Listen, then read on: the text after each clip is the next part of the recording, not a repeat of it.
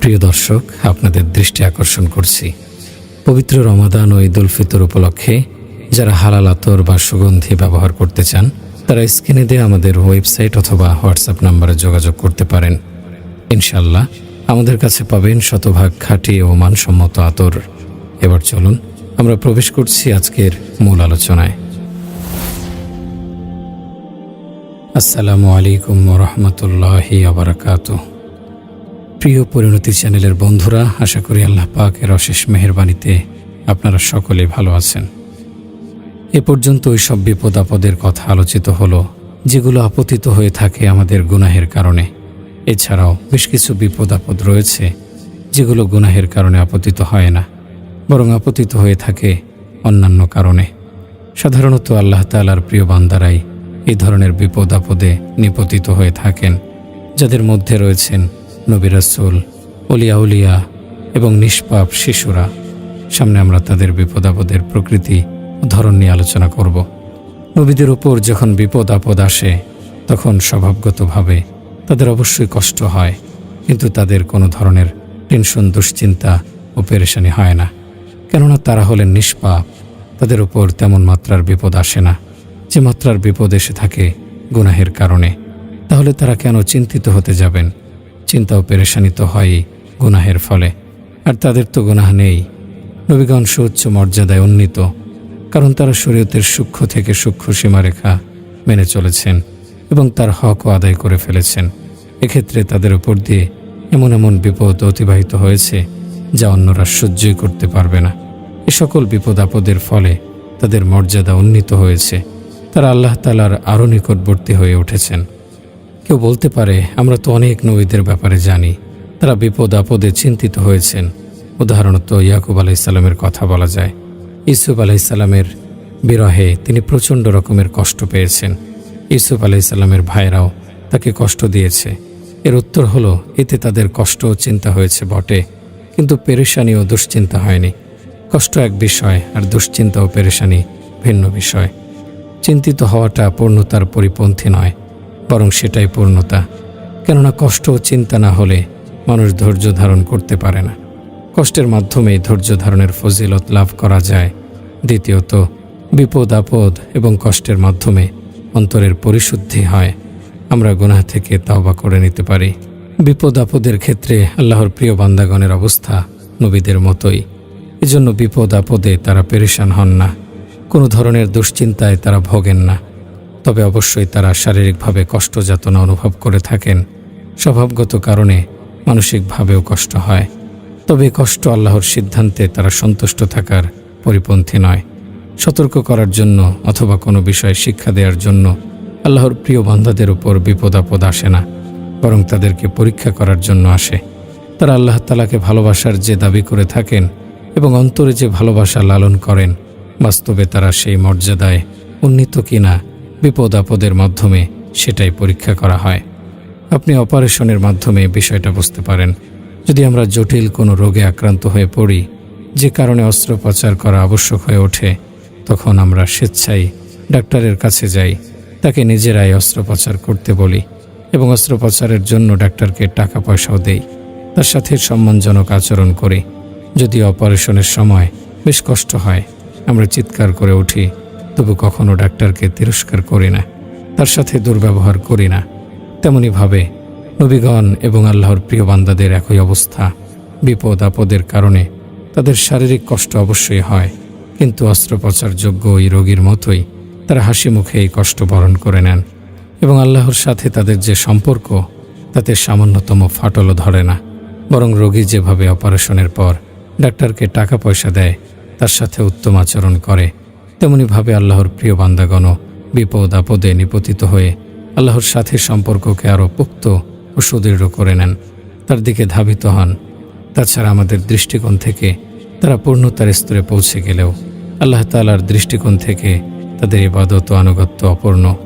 কেননা আল্লাহ তাআলা মহান, ফলে তার হকও মহান, যা আমরা গণনা করেও শেষ করতে পারবো না। আর সেই অসংখ্য হক আদায় করতে হলে আমাদের অগণিত বয়সকালের প্রয়োজন হবে। 60-70 বছরের নির্দিষ্ট ও সংক্ষিপ্ত বয়সে হাজার লক্ষ বছরেও তা সম্ভব হবে না। এমনকি যদি কেউ এক মুহূর্ত আল্লাহ তাআলার আনুগত্য থেকে বিরত না থেকে অনবরত লক্ষ বছর ইবাদত করে যায়, তবু তার হক আদায় করা সম্ভব হবে না। অতএব কেউ যত বড় মাপের অলি হোক না কেন, এই দৃষ্টিকোণ থেকে সেও গুনাহগার, তারও গুনাহ রয়েছে। ওই গুনাহ মোচনের জন্য আল্লাহ তাআলা তাকে এবং তার মতো অলিদেরকে বিপদ আপদে নিপতিত করেন। শিশুরা নিষ্পাপ, তাদের কোনো গুনাহ নেই, তাই বিপদ আপদের মাধ্যমে তাদেরকে শাস্তি দেয়া আল্লাহর উদ্দেশ্য নয়। বিপদ আপদে তারা শারীরিকভাবে কষ্ট পায়, কিন্তু তাদের আত্মা কষ্ট পায় না, কেননা তাদের আত্মার সম্পর্ক আল্লাহর সাথে। কেবল গুনাহের ফলেই আত্মার সম্পর্ক রব থেকে ছিন্ন হয়ে যায়। যেহেতু তাদের কোনো গুনাহ নেই, তাই সেই সম্পর্ক ছিন্ন হয় না। ফলে বিপদ আপদের কারণে তাদের মর্যাদা উঁচু হতে থাকে এবং তাদের মাতা পিতার মর্যাদাও উঁচু হয়। যারা আল্লাহর প্রিয় বান্দা, তারা নিজেদের সব কিছু আল্লাহর ওপর ছেড়ে দিয়ে থাকেন, এজন্য কোনো কিছুই তাদের জন্য কষ্টদায়ক হয় না। অপরদিকে যারা দুনিয়া পাগল, তারা সব কিছুই দুনিয়ার জন্য উৎসর্গ করে দিয়েছে, তাই দুনিয়ার প্রতিটি বিষয়ে তারা কষ্ট পায়। মরিচ অত্যন্ত ঝাল, তা খেলে চোখ থেকে অশ্রু ঝরে, কিন্তু যারা ঝাল খেয়ে অভ্যস্ত তাদেরকে মরিচের স্বাদ জিজ্ঞেস করুন, তারা মরিচ খাওয়া ছাড়বে না। অথচ প্রথম মরিচ খেতে ঠিকই কষ্ট হয়, কিন্তু যখন স্বাদ লেগে যায় তখন ঝালও আনন্দ দেয়। তেমনিভাবে যারা আল্লাহর প্রিয় বান্দা, বিপদ আপদের প্রথম দিকে তাদের কষ্ট হলেও পরবর্তী সময়ে তারা এই বিপদেই আনন্দ খুঁজে পান। বলতে পারেন, তাহলে নবী রাসূলগণ নিজেদের সন্তান সন্ততির মৃত্যুতে কেন কাঁদেন? আমরা তো বিভিন্ন বর্ণনায় দেখতে পাই সন্তানের মৃত্যুতে তারা অশ্রু ঝরিয়েছেন। এর উত্তর হচ্ছে, তাদের অশ্রু ঝরেছে আল্লাহর সিদ্ধান্তে কষ্ট পেয়ে নয়, বরং সন্তানের প্রতি ভালোবাসার কারণে। সন্তানের প্রতি তাদের যে হক রয়েছে, সেই হকের দাবি হচ্ছে সন্তানের মৃত্যুতে তারা কষ্ট অনুভব করবেন। আরেকটি ব্যাপার হলো, মরিচ খেলে চোখ থেকে যখন অশ্রু বের হয়, তখন আপনি কেন ঝাল প্রেমিকদের বলেন না সে কেন ঝাল খাওয়া বাদ দেয় না? যেভাবে ঝাল প্রেমিকদের চোখ থেকে প্রবাহিত অশ্রু তাদের অসন্তোষের প্রমাণ বহন করে না, তেমনিভাবে নবী রাসূলদের চোখ থেকে প্রবাহিত অশ্রু আল্লাহর সিদ্ধান্তের প্রতি তাদের অসন্তোষের প্রমাণ বহন করে না। এখানে দুটি বিষয় রয়েছে, একটি হচ্ছে স্বভাবগত, আরেকটি মানসিক। অনেক বিষয় রয়েছে যেগুলো আমরা স্বভাবগতভাবে অপছন্দ করি, কিন্তু মানসিকভাবে তাতে সন্তুষ্ট থাকি। যেমন যখন রোগীদের অপারেশন করা হয় তখন তারা কষ্ট পায়, স্বভাবগত কারণে তারা চিৎকার করে ওঠে, কিন্তু কষ্ট হলেও তারা মানসিকভাবে এই অস্ত্রোপচারে সন্তুষ্ট থাকে। এজন্য ডাক্তারকে উল্টো নিজের পকেট থেকে টাকাও দিয়ে আসে। তেমনিভাবে আল্লাহর প্রিয় বান্দা ও নবীদের ছেলে সন্তান যখন মারা যান, তখন স্বভাবগত কারণে তাদের চোখ দিয়ে অশ্রু ঝরে, কিন্তু মানসিকভাবে তারা আল্লাহর সিদ্ধান্তে সন্তুষ্ট থাকেন। একই বিষয়ে যদি আপনি ভিন্ন ভিন্ন দৃষ্টিকোণ থেকে দেখেন, তাহলে তা ভিন্ন ভিন্নই মনে হবে। যেমন ধরুন, যদি কোনো শত্রু আপনাকে থাপ্পড় দেয়, তাহলে আপনি কষ্ট পান, কিন্তু এই থাপ্পড়টাই যদি কোনো বন্ধু দেয়, তাহলে আনন্দ পান। অথচ উভয়টি কষ্টদায়ক, কিন্তু দৃষ্টিকোণ ভিন্ন হওয়ার কারণে আপনার নিকট বিষয় দুটি আলাদা মনে হচ্ছে। এ থেকে খুব সহজেই বুঝতে পারেন বিভিন্ন মহামারী ও প্লেগে কেন আল্লাহর প্রিয় ব্যক্তি মারা যায়, কিংবা আল্লাহ তাআলা কেন নিজের প্রিয় বান্দাদের শাস্তি দিয়ে থাকেন। যেহেতু আল্লাহর সাথে তাদের সম্পর্ক অত্যন্ত গভীর, তাই মহামারী ও আযাব তাদের নিকট আযাব মনে হয় না, বরং তার রহমত ও শাস্তি মনে হয়। যেভাবে প্রিয়তমের থাপ্পড় আনন্দদায়ক মনে হয়। আমাদের যখন কারো প্রিয়জন মারা যায়, তখন আমরা বেদনায় কাতর হয়ে পড়ি। চিন্তা করলে দেখা যাবে আমাদের এই বেদনা প্রিয়জনের বিচ্ছেদের কারণে নয়, বরং আর কখনো তার সাথে সাক্ষাৎ হবে না, সেই চিন্তা থেকে আমরা ব্যথা অনুভব করি। যদি আমাদের এই চিন্তা না আসতো, তাহলে অন্যান্য সময়ের সাময়িক বিচ্ছেদের চেয়ে বেশি কষ্ট হতো না। কেননা দুনিয়ায় বিভিন্ন সময় বিভিন্ন প্রয়োজনে সাময়িক বিচ্ছেদ ঘটে থাকে। অনেক সময় আমরাই সফরে বের হই, অনেক সময় আমাদের প্রিয়জনই কোনো দূর দেশে পাড়ি জমান। তখন মাসের পর মাস, কোনো ক্ষেত্রে বছরের পর বছর পর্যন্ত এই বিচ্ছেদ ঘটে থাকে, কিন্তু তখন আমরা এভাবে ভেঙে পড়ি না, কারণ আমরা আশা রাখি সামনে সাক্ষাৎ হবে। যদি মৃত্যুর ক্ষেত্রেও আমরা এই বিষয়টি মাথায় রাখতে পারি যে অচিরেই আখিরাতে তার সাথে সাক্ষাৎ হবে, তাহলে খুব সহজে আমাদের বিরহ যাতনা কমে আসবে। এটাই হলো বিরহ যাতনা কমানোর দর্শন। কেউ মারা গেলে যেন আমরা এই বিষয়টাই স্মরণ করি, সেজন্য আমাদের নির্দেশনা দেয়া হয়েছে যাতে আমরা তাদের মৃত্যুতে বলি, ইন্না লিল্লাহি ওয়া ইন্না ইলাইহি রাজিউন। আমরা তো আল্লাহর জন্য এবং আমরা তারই নিকট ফিরে যাব। এ দোয়ায় শিক্ষা দেয়া হয়েছে যেন এই বিচ্ছেদকে আমরা চিরদিনের বিচ্ছেদ মনে না করি। কেননা আমাদেরকেও আখেরাতে যেতে হবে। আমাদের প্রিয়জন যেখানে গিয়েছেন সেখানে আমাদেরও পৌঁছাতে হবে। তখন তাদের সাথে আমাদের সাক্ষাৎ ঘটবে। অতএব মৃত্যুর এই যাত্রাটাও সাময়িকের বিচ্ছেদ।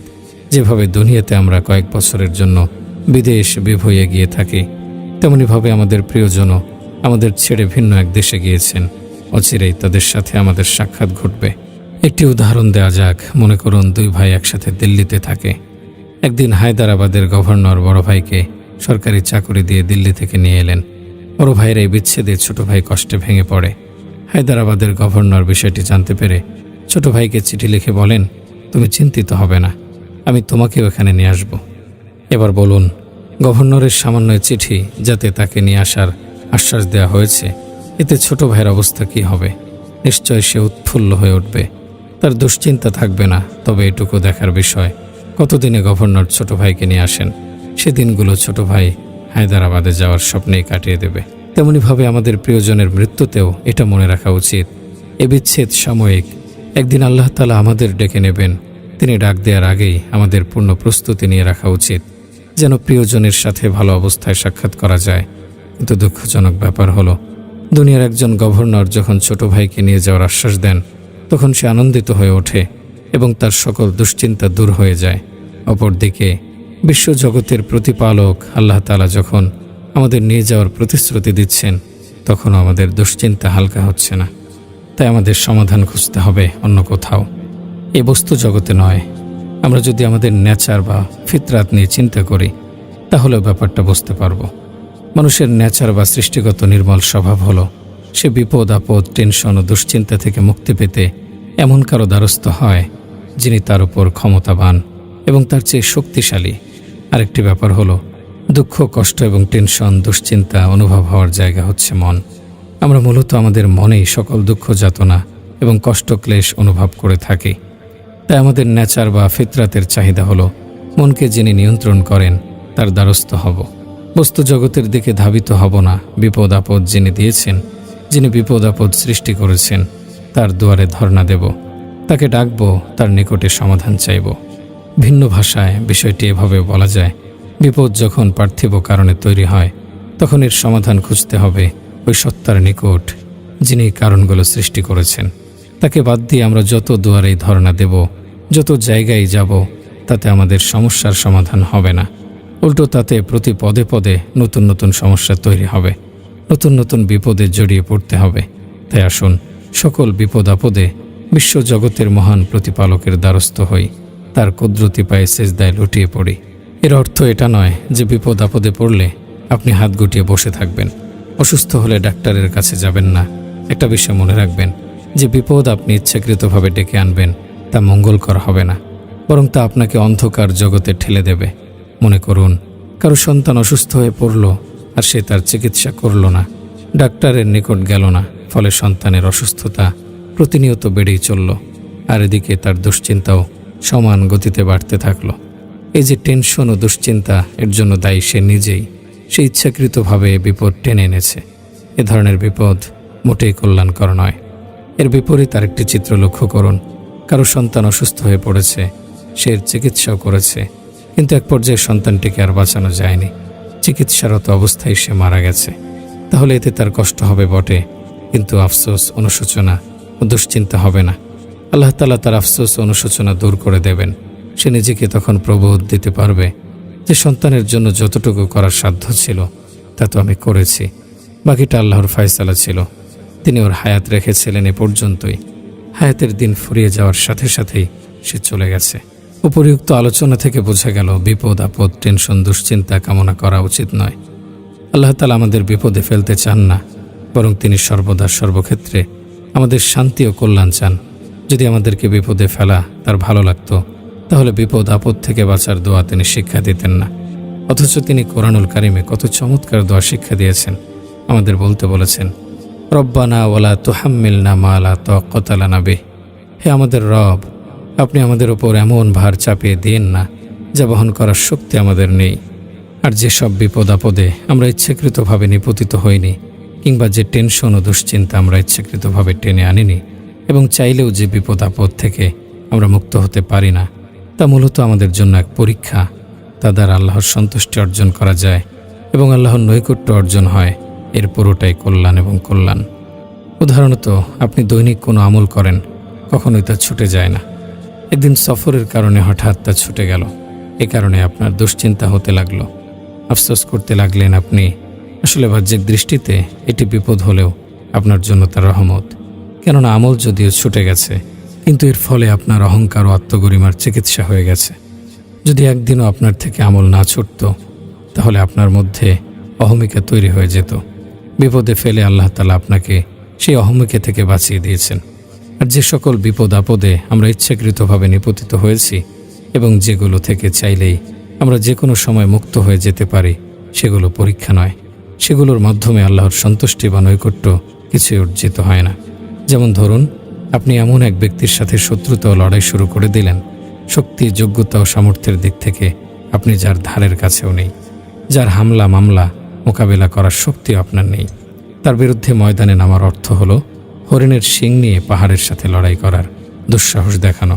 ফলে স্বাভাবিকভাবেই আপনি পেরেশানির সাগরে হাবুডুবু খেতে থাকবেন, সাহায্যের জন্য বিভিন্ন দুয়ারে দৌড়াতে থাকবেন। এই যে কষ্ট, পেরেশানি ও দুঃখ, দুশ্চিন্তা, এর 16 আনাই আপনার কর্মফল। আপনি নিজেই তা উৎপাদন করেছেন। এই কষ্টের বিনিময়ে আপনি আল্লাহর সন্তুষ্টি অর্জন করছেন, এমন কোনো দিবাস্বপ্ন দেখার ভুল করবেন না। এই ধরনের পেরেশানি টেনে আনতে শরীয়ত আপনাকে বলে না, বরং নিষেধ করে।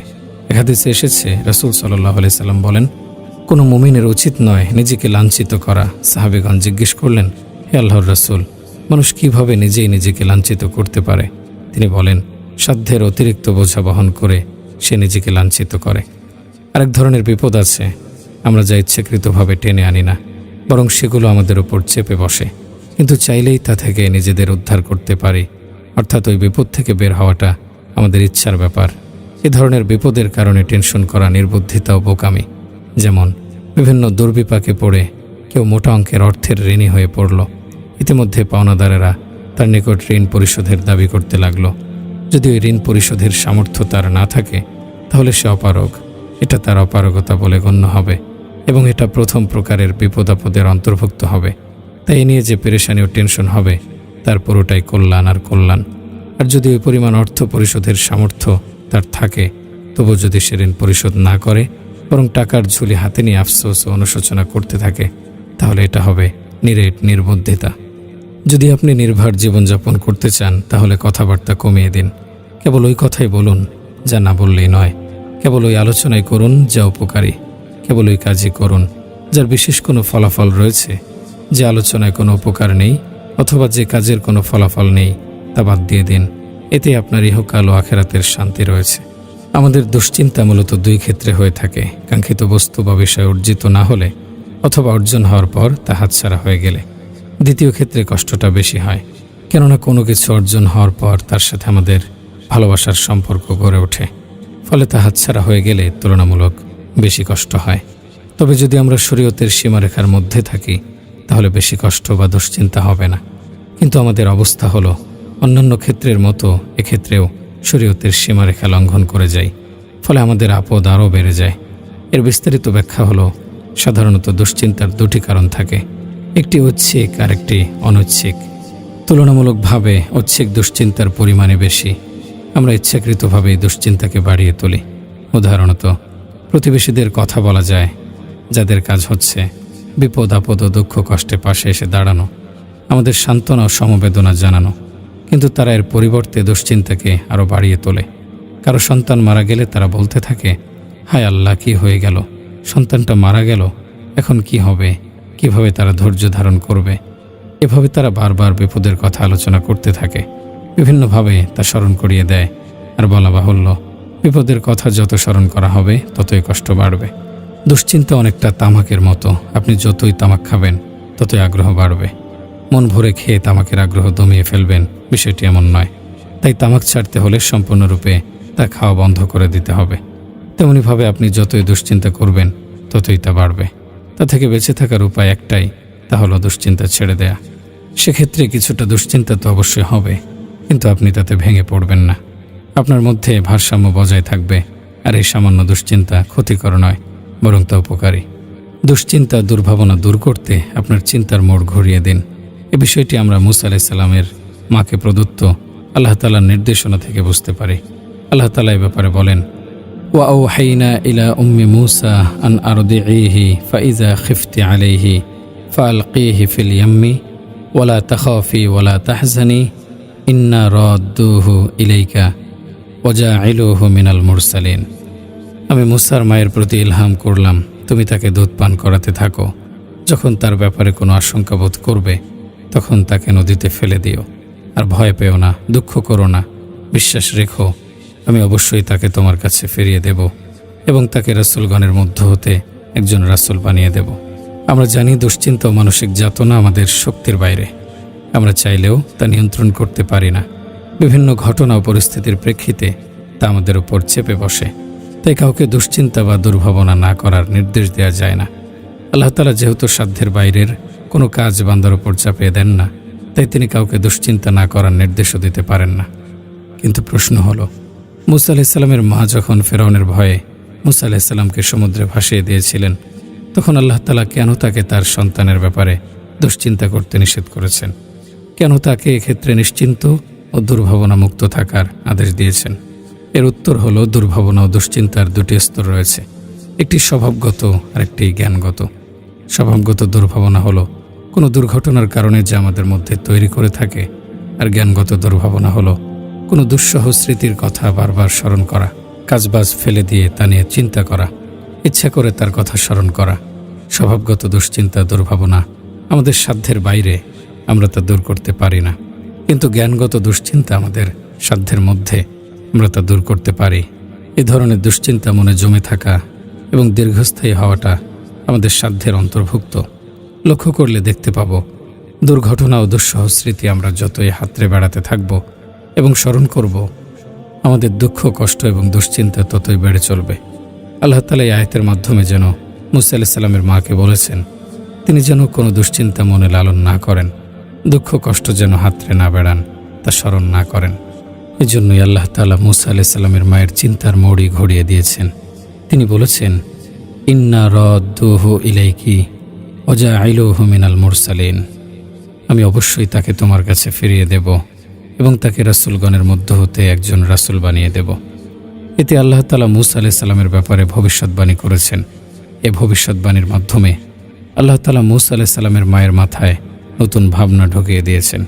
দুশ্চিন্তা বাদ দিয়ে যেন তাকে ভাবতে বলছেন আল্লাহ তাআলা কিভাবে, কোন পদ্ধতিতে তার সন্তানকে ফিরিয়ে দেবেন।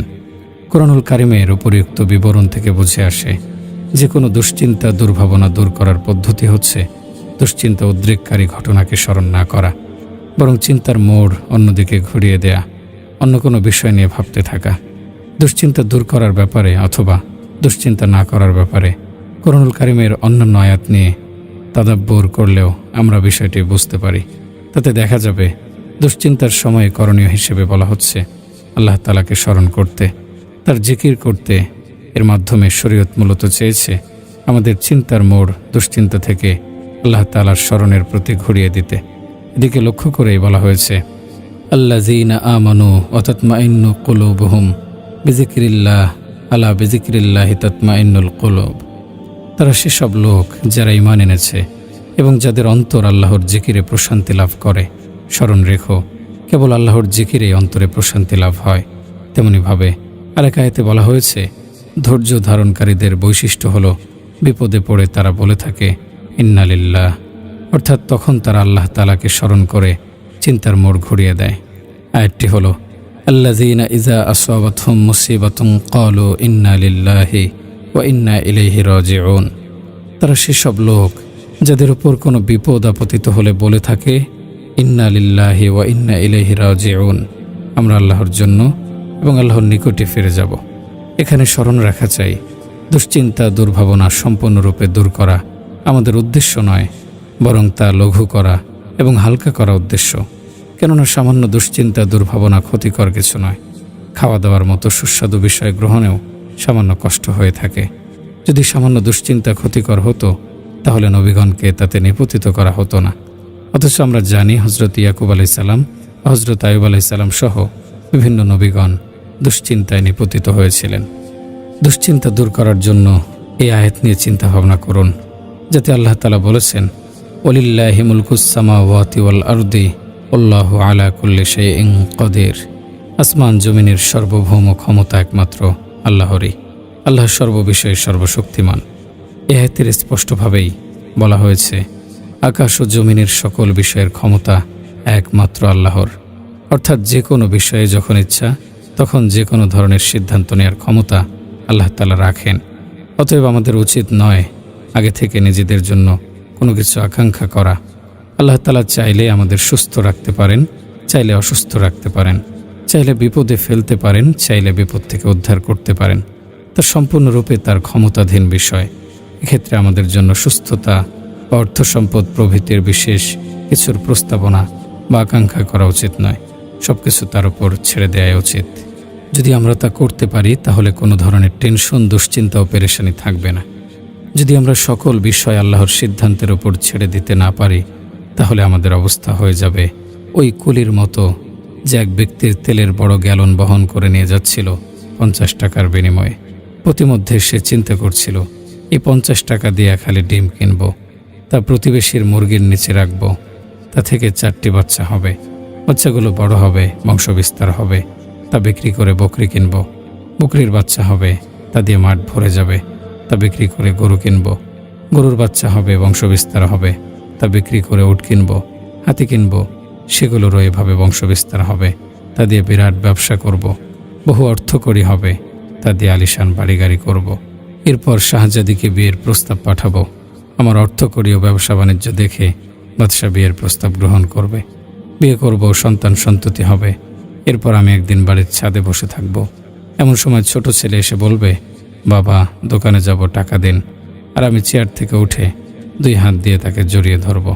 বেচারা কুলি কল্পনা করার সময় মাথায় থাকা গ্যালন থেকে হাত সরিয়ে বাস্তবে এই বাচ্চাকে ধরতে যায়, আর তার মাথা থেকে তেলের গ্যালন পড়ে যায়। তেলের মালিক উত্তেজিত হয়ে ওঠে, বলে, তুই আমার তেলটাই নষ্ট করে দিলি। কুলি তখন বলে ওঠে, আরে মিয়া, আপনার কয় টাকার তেল গেছে? আমার তো কোটি কোটি টাকার সম্পত্তি শেষ হয়ে গেল। এ বলে সে হাহুতাশ করতে লাগলো। ভেবে দেখুন এমন কেন হয়েছে। কারণ সে নিজে থেকেই বিভিন্ন ধরনের কল্পনা করে রেখেছিল, যেমন হবে তেমন হবে, এ পরিমাণ লাভ হবে, এমন বিশাল ব্যবসা হবে। যদি সেই সব অলিক কল্পনা না করত তাহলে কষ্ট হতো না। তেমনিভাবে আমরা যদি আল্লাহর ফয়সালা সন্তুষ্ট না থেকে নিজেদের জন্য পূর্ব থেকে বিভিন্ন অবস্থা কল্পনা করতে থাকি তাহলে আমাদের পরিণতিও এ কুলির মতো হবে। ফলে কল্পিত অবস্থা থেকে সামান্য হেরফের হলেই আমরা দুশ্চিন্তার সাগরে ডুবে যাব। অতএব দুশ্চিন্তামুক্ত থাকতে হলে পূর্ব পরিকল্পনা এবং আকাঙ্ক্ষা বাদ দিতে হবে।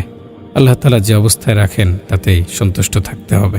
তবে দুশ্চিন্তা থেকে মুক্ত থাকার জন্য আল্লাহর ফয়সালায় সন্তুষ্ট থাকাটা তাফবিজ একটি দুর্বল স্তর। যারা আল্লাহর প্রিয় বান্দা তারা দুশ্চিন্তা থেকে মুক্ত থাকার জন্য এমনটি করেন না, বরং তারা মনে করেন আল্লাহ তাআলার সকল ফয়সালা মেনে নেয়া তার একটি হক। সর্ব অবস্থায় আল্লাহ তাআলার ফয়সালায় সন্তুষ্ট থেকে তারা সে হক আদায় করে থাকেন।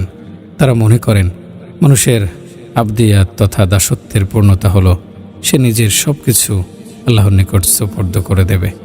এই ধরনের চিন্তা ভাবনার ফলে তারা প্রথম স্তরের লোকদের চাইতেও বেশি মানসিক প্রশান্তির মধ্যে থাকেন। ফলে ভয়াবহ বিপদ আপদেও তাদের মন বরফের মতো শীতল থাকে। এখানে তাফবিজ বা আল্লাহ তাআলার সিদ্ধান্তের সর্বাবস্থায় সন্তুষ্ট থাকার যে বিষয়টি উল্লেখ করা হলো তার সম্পর্ক বিপদ আপদ ও অনাকাঙ্ক্ষিত পরিস্থিতির সাথে। আর কাঙ্ক্ষিত পছন্দনীয় পরিস্থিতির ক্ষেত্রে আমাদের করণীয় হলো আল্লাহ তাআলার কৃতজ্ঞতা আদায় করা। আল্লাহ তাআলা বলেছেন, ওমা ইনদাল্লাহি বাকিউ ওয়া লানাজিয়ান্নাল্লাযিনা সাবারু আজরাহুম বিআহসানি মা কানু ইয়ামালুন। তোমাদের নিকট যা আছে তা নিঃশেষ হয়ে যাবে এবং আল্লাহর নিকট যা আছে তা স্থায়ী। যারা ধৈর্য ধারণ করে আমি নিশ্চয়ই তাদেরকে তারা যা করে তা অপেক্ষা শ্রেষ্ঠ পুরস্কার দান করব। এই আয়াতের মাধ্যমে আমাদের দুশ্চিন্তা, দুর্ভাবনা ও টেনশনের চিকিৎসা করা হয়েছে। বিষয়টি বুঝতে হলে একটি পয়েন্ট মাথায় রাখতে হবে, তা হলো যদি কোনো পছন্দনীয় বা কাঙ্ক্ষিত বিষয় আমাদের হাতছাড়া হয়ে যায় আর তার চেয়েও মূল্যবান কিছু আমরা পেয়ে যাই তাহলে নিশ্চয়ই আমাদের দুশ্চিন্তা থাকে না, তা আনন্দে রূপান্তর হয়। আল্লাহ তাআলা আমাদের এই আয়াতে সেটি স্মরণ করিয়ে দিয়েছেন। তিনি বলেছেন, তোমাদের হাতে যা কিছু আছে সব একদিন ফুরিয়ে যাবে, তা নশ্বর, আর আল্লাহর নিকট তোমাদের যে প্রতিদান রয়েছে তা অবিনশ্বর। অতএব তোমরা দুনিয়ার সামান্য বিষয়ে দুঃখিত হও না, বরং আখেরাতের মূল্যবান ও দামি বিষয়ের প্রতি আগ্রহী হও। যদি কেউ আয়াতের এই মেসেজটুকু নিয়ে একটু ভাবে, তাহলে তার দুশ্চিন্তা চলে যাবে। যখন আমাদের কোনো প্রিয়জন মারা যাবে, তখন এই আয়াতের প্রতি লক্ষ্য করা উচিত। মনে করা উচিত সেই নশ্বর জগৎ ছেড়ে চলে গেছে এক অবিনশ্বর জগতের দিকে, দুঃখময় জীবন ছেড়ে চলে গেছে এক সুখময় জীবনের দিকে। সে আমাদের ছেড়ে কোনো দুঃখময় স্থানে যায়নি, বরং আরও উন্নত স্থানে গেছে। বাহ্যিক দৃষ্টিকোণ থেকে মনে হচ্ছে আমরা তাকে অন্ধকার কবরে ফেলে এসেছি, অথচ বাস্তবতা তা নয়, বরং কবর তো মুসলমানদের জন্য এক পরম শান্তির জায়গা। আদতে মৃত্যু প্রিয়জনের সাথে সাক্ষাতের একটি ওভারব্রিজের মতো, যে ব্রিজ পার হলেই প্রিয়জনের সাক্ষাৎ মিলবে। এজন্য হাদিসে বলা হয়েছে, আল মৌতু তুহফাতুল মুমিন, মৃত্যু মুমিনের তোহফা। মা বাবা, ছেলে সন্তান বা নিকটাত্মীয়ের প্রতি আমাদের মনের টান সবচেয়ে প্রগাঢ়। যখন আমাদের কেউ মারা যাবে, তখন আমাদের ধৈর্য ধরতে হবে। এটা এমন এক বিপদ যা আমরা নিজেরা টেনে আনিনি, আর আমরা চাইলেও এই বিপদ থেকে মুক্ত হতে পারবো না, তাদেরকে জীবিত করে তুলতে পারবো না। তাই এমত অবস্থায় আমাদের ধৈর্য ধরতে হবে, তার সিদ্ধান্তকে খুশি মনে মেনে নিতে হবে। এর মাধ্যমে আমরা আল্লাহর সাথে আমাদের সম্পর্ককে আরও উচ্চ মাত্রায় নিয়ে যেতে পারবো, তার আরও নিকটবর্তী হয়ে উঠতে পারবো। আল্লাহ তাআলার প্রিয় বান্দারা এমনটিই করে থাকেন। তারা বিশ্বাস করেন তাদের প্রিয়জনের হায়াতে পর্যন্তই ছিল এবং নির্দিষ্ট সময়ে তার মৃত্যু হয়েছে। এর বিপরীতে দ্বিতীয় প্রকারের যে বিপদ ও পেরেশানি রয়েছে, যা আমরা নিজেরা টেনে এনেছি এবং যা থেকে চাইলে উদ্ধার হওয়া সম্ভব, সেসব বিপদ আপদের কারণে পুণ্য লাভ হয় না, আর আল্লাহর সাথে ভালোবাসাও বৃদ্ধি পায় না।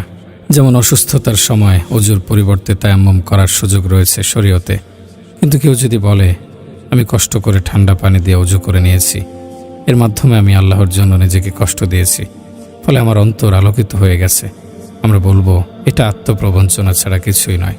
সে যেটাকে আলো বলছে তা মূলত আত্মগরিমার আগুন। আল্লাহ তাআলা এ ধরনের কিছু চান না আমাদের থেকে। অর্থবিত্ত আল্লাহ তাআলার নিয়ামত, আর আমরা ইতিপূর্বে বলে এসেছি, নিয়ামত পেলে যেমন আল্লাহর কৃতজ্ঞতা আদায় করতে হয়, তেমনি ধৈর্য ধরতে হয়। কিন্তু এই নিয়ামতে আপনি কিভাবে ধৈর্য ধরবেন? মূলত এখানেও ধৈর্য ধারণের ব্যাপার রয়েছে। বিধানগত বিবেচনায় যা ওয়াজিব, তা হচ্ছে অর্থ করি অপচয় করা যাবে না, যেখানে খুশি সেখানে ব্যয় করা যাবে না, বরং ধৈর্যের পরিচয় দিতে হবে। শরীয়ত নির্ধারিত সীমায় তা খরচ করতে হবে। আমরা দুই ধরনের অবস্থার সম্মুখীন হই, একটি স্বভাব উপযোগী আর একটি স্বভাব পরিপন্থী। স্বভাব উপযোগী অবস্থাকে নিয়ামত বলা যেতে পারে, আর স্বভাব পরিপন্থী অবস্থাকে পরীক্ষা বলা যেতে পারে। স্বভাব উপযোগী বিষয় হলো সুস্থতা, ধনাঢ্যতা, নিশ্চিন্ত থাকা, আর স্বভাব পরিপন্থী বিষয় হলো অসুস্থতা, দুঃখ, দারিদ্র্য, টেনশন, দুশ্চিন্তা, শত্রুর ভয়। এই দুই ধরনের অবস্থার ক্ষেত্রে আমাদের পক্ষ থেকে দুই ধরনের ত্রুটি হয়ে যায়। নিয়ামতের ক্ষেত্রে আমরা মনে করি এর সবটাই আমাদের জন্য উপকারী, এতে ক্ষতির কোনো আশঙ্কা নেই। ফলে নিয়ামত আমাদের মধ্যে আল্লাহর প্রতি উদাসীনতা, তার অবাধ্যতা, অহংকার, অন্যকে তুচ্ছ তাচ্ছিল্য করা ও জুলুমের প্রতি টেনে নিয়ে যায়। উদাহরণত অর্থ সম্পদের বিষয়টি বলা যেতে পারে। যখন কেউ অর্থ সম্পদের নিয়ামত পায়, তখন আল্লাহ তাআলা থেকে উদাসীন হয়ে যায়, দরিদ্রদের তুচ্ছ তাচ্ছিল্য করে, তাদের প্রতি বাড়াবাড়ি ও জুলুম করে। এ ব্যাপারে আল্লাহ তাআলা বলেন, কাল্লা ইন্নাল ইনসান লা ইয়াতগা আর রাআহু ইসতাগনা। বস্তুত মানুষ তো সীমা লঙ্ঘন করে থাকে, কারণ সে নিজেকে অভাবমুক্ত মনে করে। এই আয়াতে সুস্পষ্টভাবে বলা হয়েছে, মানুষেরা নিজেদের অভাবমুক্ত দেখতে পেয়ে আল্লাহর অবাধ্য হয়ে যায়। অর্থ সম্পদ পাওয়ার পর যদি কারো জ্ঞান বুদ্ধি নিতান্ত কম হয়, তাহলে সে আল্লাহ তাআলার সাথে পর্যন্ত টক্কর দেওয়া শুরু করে দেয়, যেমনটি করেছিল ফেরাউন। অঢেল অর্থ সম্পদ তাকে সম্পূর্ণরূপে ধ্বংস করে দিয়েছিল। এ ব্যাপারে হযরত মূসা আলাইহিস সালাম বলেন, হে আমাদের প্রতিপালক, তুমি তো ফেরাউন ও তার পরিষদবর্গকে পার্থিব জীবনে শোভা ও সম্পদ দান করেছ। হে আমাদের প্রতিপালক, এরা তা দিয়ে মানুষকে তোমার পথ হতে ভ্রষ্ট করে। হে আমাদের প্রতিপালক, এদের সম্পদ বিনষ্ট করো, এদের হৃদয় কঠিন করে দাও। এরা তো মর্মন্তুদ শাস্তি প্রত্যক্ষ না করা পর্যন্ত ঈমান আনবে না। এখন তো আমরা অর্থ করি, ঘরবাড়ি, প্রকৃতিতেই সুখের কারিগর মনে করি। কিন্তু আমাকে বলুন, যদি কারো ব্যাপারে ফাঁসির রায় দেয়া হয় আর তার নিকট সুখ শান্তির সকল উপকরণ থাকে, গাড়ি, বাড়ি, অর্থ করি সব থাকে, তবু কি সে কোনো শান্তি পাবে? এর বিপরীতে আর এক ব্যক্তির কথা চিন্তা করুন, যে ওই ফাঁসির আসামির সাথে জেলখানায় বন্দী আছে, যার কোনো ঘরবাড়ি বা অর্থ করি কিছুই নেই, কিন্তু কিছুদিন পর তাকে ছেড়ে দেয়া হবে। এখন আপনারা চিন্তা করে দেখুন, সুখে থাকবে কে? প্রথম ব্যক্তি যার নিকট সুখ শান্তির সকল উপকরণ বিদ্যমান আছে, নাকি এই দ্বিতীয় ব্যক্তি যার নিকট সুখ শান্তির কোনো উপকরণই নেই? আরেকটি উদাহরণ চিন্তা করতে পারেন। কোনো এমপি অথবা মন্ত্রীর ব্যাপারে ফাঁসির রায় দেয়া হয়েছে। কদিন বাদেই তাকে ফাঁসির কাস্টে ঝুলানো হবে। এরই মধ্যে একদিন তাকে এক সুযোগ দেয়া হয়। বলা হয়, সে যদি তার সকল অর্থকড়ি সহায় সম্পদ গরিবদের দিয়ে দেয়, তাহলে তার জীবন ভিক্ষা দেয়া হবে। তাহলে এমত অবস্থায় সে কি করবে? নিঃসন্দেহে সে সুখ শান্তির সকল উপকরণ হাতছাড়া করে হলেও ফাঁসির কাষ্ঠ থেকে নিজেকে ছাড়িয়ে নিতে চাইবে। এ থেকে বোঝা গেল, সুখ শান্তি এক বিষয়, আর অর্থকড়ি ও ঘরবাড়ি প্রভৃতি উপকরণ ভিন্ন বিষয়। কারো কাছে অর্থকড়ি থাকলেই যে সে সুখে থাকবে, বিষয়টা এমন নয়। তেমনিভাবে হতদরিদ্র হলেই যে কেউ অসুখী হবে, বিষয়টা তেমনও না। খুব বেশি দূরে যেতে হবে না। আপনি যদি চারপাশে একটু নজর বোলান, তাহলে এই ভরি ভরি দৃষ্টান্ত খুঁজে পাবেন। আপনার নজরে এমন অনেক ধর্মপ্রাণ লোকজন পড়বে, যাদের কাছে অর্থকড়ি কিছুই নেই, কিন্তু তারা সুখের রাজ্যে বসবাস করছে। অপরদিকে এমন বহু ক্ষমতাশালী লোক পাওয়া যাবে, যারা অর্থকড়ির সাগরে হাবুডুবু খাওয়া সত্ত্বেও বিন্দুমাত্র সুখের দেখা পায় না। আমি বলছি না যে অর্থকড়ি বাড়ি গাড়ি আপনার লাগবে না, বরং আমি বলতে চাচ্ছি, এসবের জন্য আপনি আপনার দিনকে ধ্বংস করে দেবেন না। যদি দিন পালনের পাশাপাশি এ সকল সামানাপত্র আপনার হাতে এসে যায়, তাহলে সমস্যার কিছু নেই। যারা দিন পালন করেন, ইসলামকে সর্বদিক থেকে মেনে চলেন, আপনি তাদের প্রতি লক্ষ্য করলে দেখবেন তারা দুনিয়াতেও সুখী এবং আখেরাতেও ইনশাআল্লাহ সুখেই থাকবেন। দুনিয়ায় যদি তাদের অর্থকড়ি বাড়ি গাড়ি নাও থাকে, তবু তারা যে পরম মানসিক শান্তি এবং আত্মিক প্রশান্তির মধ্যে জীবনযাপন করেন, অন্যরা তা কল্পনাও করতে পারে না। বিপদ আপদে স্থির থাকুন, ধৈর্য ধরুন, প্রয়োজনে নিজের অবস্থা অন্যকে বলুন, কিন্তু সাবধান, আল্লাহর বিরুদ্ধে অভিযোগ করবেন না। নিজের নির্বুদ্ধিতার প্রমাণ দেবেন না। নিজের প্রকৃত অবস্থা যার স্মরণ থাকে, সে এমন অভিযোগ করতে পারে না। আমাদের প্রকৃত অবস্থা হলো বিপদ আপদ, কষ্ট ক্লেশ। আল্লাহ তাআলা আমাদেরকে এই কষ্টের মধ্যে সৃষ্টি করেছেন। তিনি বলেছেন, লাকদ খলাকনাল ইনসানা ফি কাবাদ। আমি তো মানুষ সৃষ্টি করেছি কষ্ট ক্লেশের মধ্যে। যেহেতু কষ্টই মূল অবস্থা, তাই যে কোনো সময় কষ্টের সম্মুখীন হতে হবে। বিপদ আপদ দেখা দেবে, একেই স্বাভাবিক অবস্থা হিসেবে মেনে নিতে হবে। এতে কোনো অভিযোগ করা যাবে না। বুদ্ধিমান মানুষ তা করতে পারে না। আপনি আল্লাহর বিরুদ্ধে অভিযোগ করতে পারবেন না, কিন্তু চাইলে নিজ অবস্থা প্রকাশ করতে পারেন। রাসূল সাল্লাল্লাহু আলাইহি সাল্লামকে একদিন তার শরীরের অবস্থা জিজ্ঞেস করা হয়। তিনি উত্তরে বলেন, আমি জ্বর আক্রান্ত, আর আমার জ্বর এত মারাত্মক যে তোমাদের দুজনের সমপরিমাণ জ্বর আমার একার হয়ে থাকে। আব্দুল্লাহ ইবনে মাসউদ রাদিয়াল্লাহু আনহু বলেন, আমি বললাম, কারণ আপনি দ্বিগুণ সওয়াব লাভ করে থাকেন। তিনি বলেন, হ্যাঁ। এই হাদিস থেকে বুঝে আসে, নিজের অবস্থার কথা প্রকাশ করা যায়, তবে অবশ্যই সেক্ষেত্রে আমাদের ভাষা ও ভাবভঙ্গি নিয়ন্ত্রিত হওয়া চাই। তাতে যেন মোটে অভিযোগের সুর ফুটে না ওঠে। তেমনিভাবে যেন নিজের অবস্থাকে বিপদ আপদ হিসেবে উপস্থাপন না করা হয়, সেদিকেও নজর দেওয়া চাই। তাই আমরা এভাবে বলবো না, ভাই আমি তো মারাত্মক বিপদে ফেসে গিয়েছি, অমুকের তো সর্বনাশ হয়ে গেছে। এভাবে বলাটা আল্লাহর বিরুদ্ধে অভিযোগ করারই নামান্তর। আপনি দুনিয়ার আদালতের প্রতি দৃষ্টি দিলেও বিষয়টি বুঝতে পারবেন। মনে করুন কোনো জজ কারো বিরুদ্ধে অন্যায়ভাবে ফাঁসির রায় দিলেন। এরপর তাকে ফাঁসির কাস্টে ঝুলিয়ে দেয়া হলো।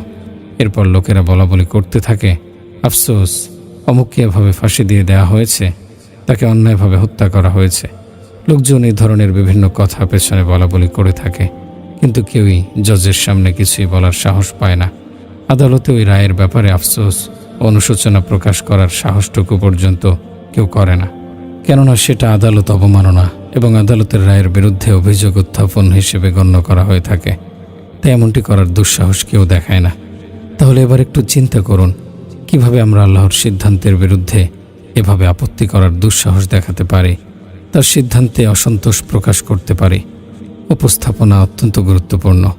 উপস্থাপনার ভিন্নতার কারণে বিষয়বস্তু বদলে যায়, উদ্দেশ্য পাল্টে যায়। একই বিষয় যদি ভিন্নভাবে উপস্থাপন করা হয়, তাহলে কোনো কোনো সময় তা অসন্তোষ এবং অভিযোগের বার্তাবাহক হয়ে ওঠে। কিন্তু যদি তা সুন্দরভাবে উপস্থাপন করা হয়, তাহলে সন্তুষ্টি এবং নিজের অক্ষমতার প্রকাশক হয়ে ওঠে।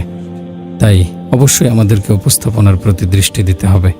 যখন আমরা নিজেদের অসুস্থতা বা বিপদ আপদের কথা প্রকাশ করব, তখন উপস্থাপনাকে সুন্দর ও মার্জিত করে তুলতে হবে। এক বুজুর্গের ঘটনা আছে। একবার বৃষ্টি হচ্ছিল। তখন তিনি বলে ওঠেন, বাহ, সময় মতো বৃষ্টি হচ্ছে। তার এ বাক্যটি বাহ্যিক দৃষ্টিকোণ থেকে সুন্দরী ছিল। এর মাধ্যমে তিনি আল্লাহর প্রশংসা করতে চেয়েছেন। কিন্তু যেহেতু তার ব্যবহৃত এই বাক্যের বিপরীত দিক চিন্তা করলে অভিযোগ ফুটে ওঠে, তাই তৎক্ষণাৎ তাকে তিরস্কার করা হয়েছে। বলা হয়েছে, ওহে বেয়াদব কোথাকার, কবে আবার অসময়ে বৃষ্টি হয়েছিল। বর্তমানে এই ধরনের প্রচুর শব্দ আমরা ব্যবহার করে থাকি। যেমন বলে থাকি, হায়, এমন বিপদ এসেছে যে গোটা শহর বিরান হয়ে যাচ্ছে, ঘরে ঘরে মানুষজন মারা যাচ্ছে, মানুষকে দাফন দেওয়ার মতো লোকই খুঁজে পাওয়া যাচ্ছে না। আফসোস, হাজারো শিশু এতিম হয়ে গেল, হাজারো নারী বিধবা হয়ে গেল। এসব বাক্য পরিহার করতে হবে। এগুলো থেকে আল্লাহর প্রতি অভিযোগ ফুটে ওঠে। আমরা কি কোনো বিচারকের সামনে এভাবে কথা বলতে পারবো? কেউ তো বিচারককে বলতে পারবে না। যদি এটাই আপনার সিদ্ধান্ত হয়, যদি এই আইনের আলোকে আপনি মানুষকে ফাঁসি দেন, লোকজনকে বন্দী করেন, তাহলে কয়েকদিনের মধ্যেই পুরো শহর কারাগার হয়ে উঠবে। জনপদসমূহ মানবশূন্য হয়ে যাবে, নারীরা বিধবা হবে, সন্তানরা এতিম হয়ে যাবে। অত্যন্ত আফসোস, একজন সাধারণ বিচারকের সামনে যে কথা বলাকে অপরাধ মনে করা হয়, সেটাই আমরা প্রতিনিয়ত আল্লাহর ব্যাপারে বলে যাচ্ছি। আমাদের কারো কারো অবস্থা হচ্ছে, বিপদে পড়লে আল্লাহর প্রতি মনোনিবেশ করার পরিবর্তে বিপদকেই নিজেদের ব্যস্ততা বানিয়ে ফেলি। বিপদের ধরন গড়ন নিয়ে আলাপ আলোচনা শুরু করে দেই। এটাই হয়ে ওঠে আমাদের আলোচনার টেবিলের মূল উপাদান। যেমন, যদি কোনো বছর বৃষ্টি কম হয়, তাহলে আমরা বলাবলি শুরু করে দেই, এবছর খরা হবে, চতুষ্পদ জন্তুদের ঘাস পানিও পাওয়া যাবে না, দ্রব্যমূল্যে দাম বেড়ে যাবে ইত্যাদি। অথবা কোনো দুর্ঘটনায় প্রাণহানির ঘটনা ঘটলে আমরা বলাবলি করতে থাকি, আজ অমুক জায়গায় এতজন লোক মারা গেছে, এত লোক আহত হয়েছে। আরেকজন বলে, ধর্মিয়া, তুমি তো জানোই না, মারা গেছে এর চেয়েও বেশি। তখন এটা নিয়েই তাদের মধ্যে বিবাদ শুরু হয়ে যায়। কোনো মহামারী ছড়িয়ে পড়লেও একই চিত্র দেখা যায়। কতজন মারা গেল আর কতজন আক্রান্ত হলো, আমরা সে হিসাব নিকাশ নিয়ে ব্যস্ত হয়ে পড়ি। যদি কেউ কিছুটা দিনদার হয়, তাহলে সে বলে, আরে ভাই, এসব অভিযোগ করা বন্ধ করুন, এগুলো আমাদেরই হাতের কামাই। আধুনিক শিক্ষিত মানুষজন যারা বিভিন্ন জায়গায় সেমিনার, সিম্পোজিয়ামে বক্তৃতা করে, তারা বলে থাকে, বিভিন্ন সংবাদ মাধ্যমে খবর পাচ্ছি যে অমুক অমুক জায়গায় মহামারীর প্রাদুর্ভাব দেখা দিয়েছে। সৌভাগ্য আমাদের শহরে এখন এগুলো দেখা দেয়নি। অথচ আল্লাহ তাআলা বিপদ আপদ পাঠিয়ে থাকেন আমাদের কল্যাণের জন্যই। উদ্দেশ্য থাকে যেন আমরা নিজেদের সংশোধন করে নেই, আমলের প্রতি নজর দেই, তা শুধরে ফেলি, বিপদ আপদ থেকে শিক্ষা নেই। কিন্তু বিপদ থেকে শিক্ষা নেওয়ার পরিবর্তে উল্টোই বিপদকে আমরা নিজেদের আলাদা ব্যস্ততা বানিয়ে ফেলি। বিপদ আপদে পড়ে গেলে ধৈর্য ধরুন, মধ্যপন্থার পরিচয় দিন। যেখানে বিপদের কথা প্রকাশ করা উচিত সেখানেই প্রকাশ করুন। প্রয়োজন ছাড়া বিপদের কথা কাউকে বলতে যাবেন না, বরং নীরবতা অবলম্বন করুন। হযরত ওমর ফারুক রাদিয়াল্লাহু আনহু অসুস্থ হয়ে পড়েছিলেন। লোকজন তাকে দেখতে এসে জিজ্ঞেস করে, আমিরুল মুমিনিন, আপনি এখন কেমন আছেন? তিনি বলেন, ভালো নেই। লোকেরা বলল, আপনি কি আল্লাহর ফয়সালার উপর অভিযোগ উত্থাপন করছেন? তিনি বলেন, নিজের অসুস্থতা ও অক্ষমতার কথা না বলে কি আমি আমার রবের সামনে শক্তি প্রদর্শন করব? মোট কথা, আমাদেরকে চিকিৎসা নিতে হবে এবং যেখানে বিপদের কথা প্রকাশ করা যায় সেখানে তা প্রকাশ করতে হবে, তা ধৈর্যের পরিপন্থী হবে না। ইয়াকুব আলাইহিসসালাম যখন ইউসুফ আলাইহিসসালামকে হারিয়ে ফেলেছিলেন, তখন তার বিরহে বলেছিলেন, ইয়া আসফা আলা ইউসুফা, আফসোস ইউসুফের জন্য। তখন তার ছেলেরা বলে, আপনি তো সর্বদা ইউসুফ ইউসুফই করবেন। তিনি উত্তরে বলেন, ক্বালা ইন্নামা আশকু বাসি ওয়া হুজনি ইলাল্লাহি ওয়া আ'লামু মিনাল্লাহি মা লা তা'লামুন। আমি আমার দুঃখ বেদনার অভিযোগ তোমাদের কাছে নয়, কেবল আল্লাহরই কাছে করছি, আর আল্লাহ সম্পর্কে আমি যতটা জানি তোমরা জানো না। ইয়াকুব আলাইহিসসালাম এভাবে আল্লাহর নিকট রোনাজারির পাশাপাশি চেষ্টা প্রচেষ্টাও করেছিলেন ছেলেকে খোঁজার জন্য। তিনি অন্যান্য ছেলেদের পাঠিয়ে দিয়েছিলেন।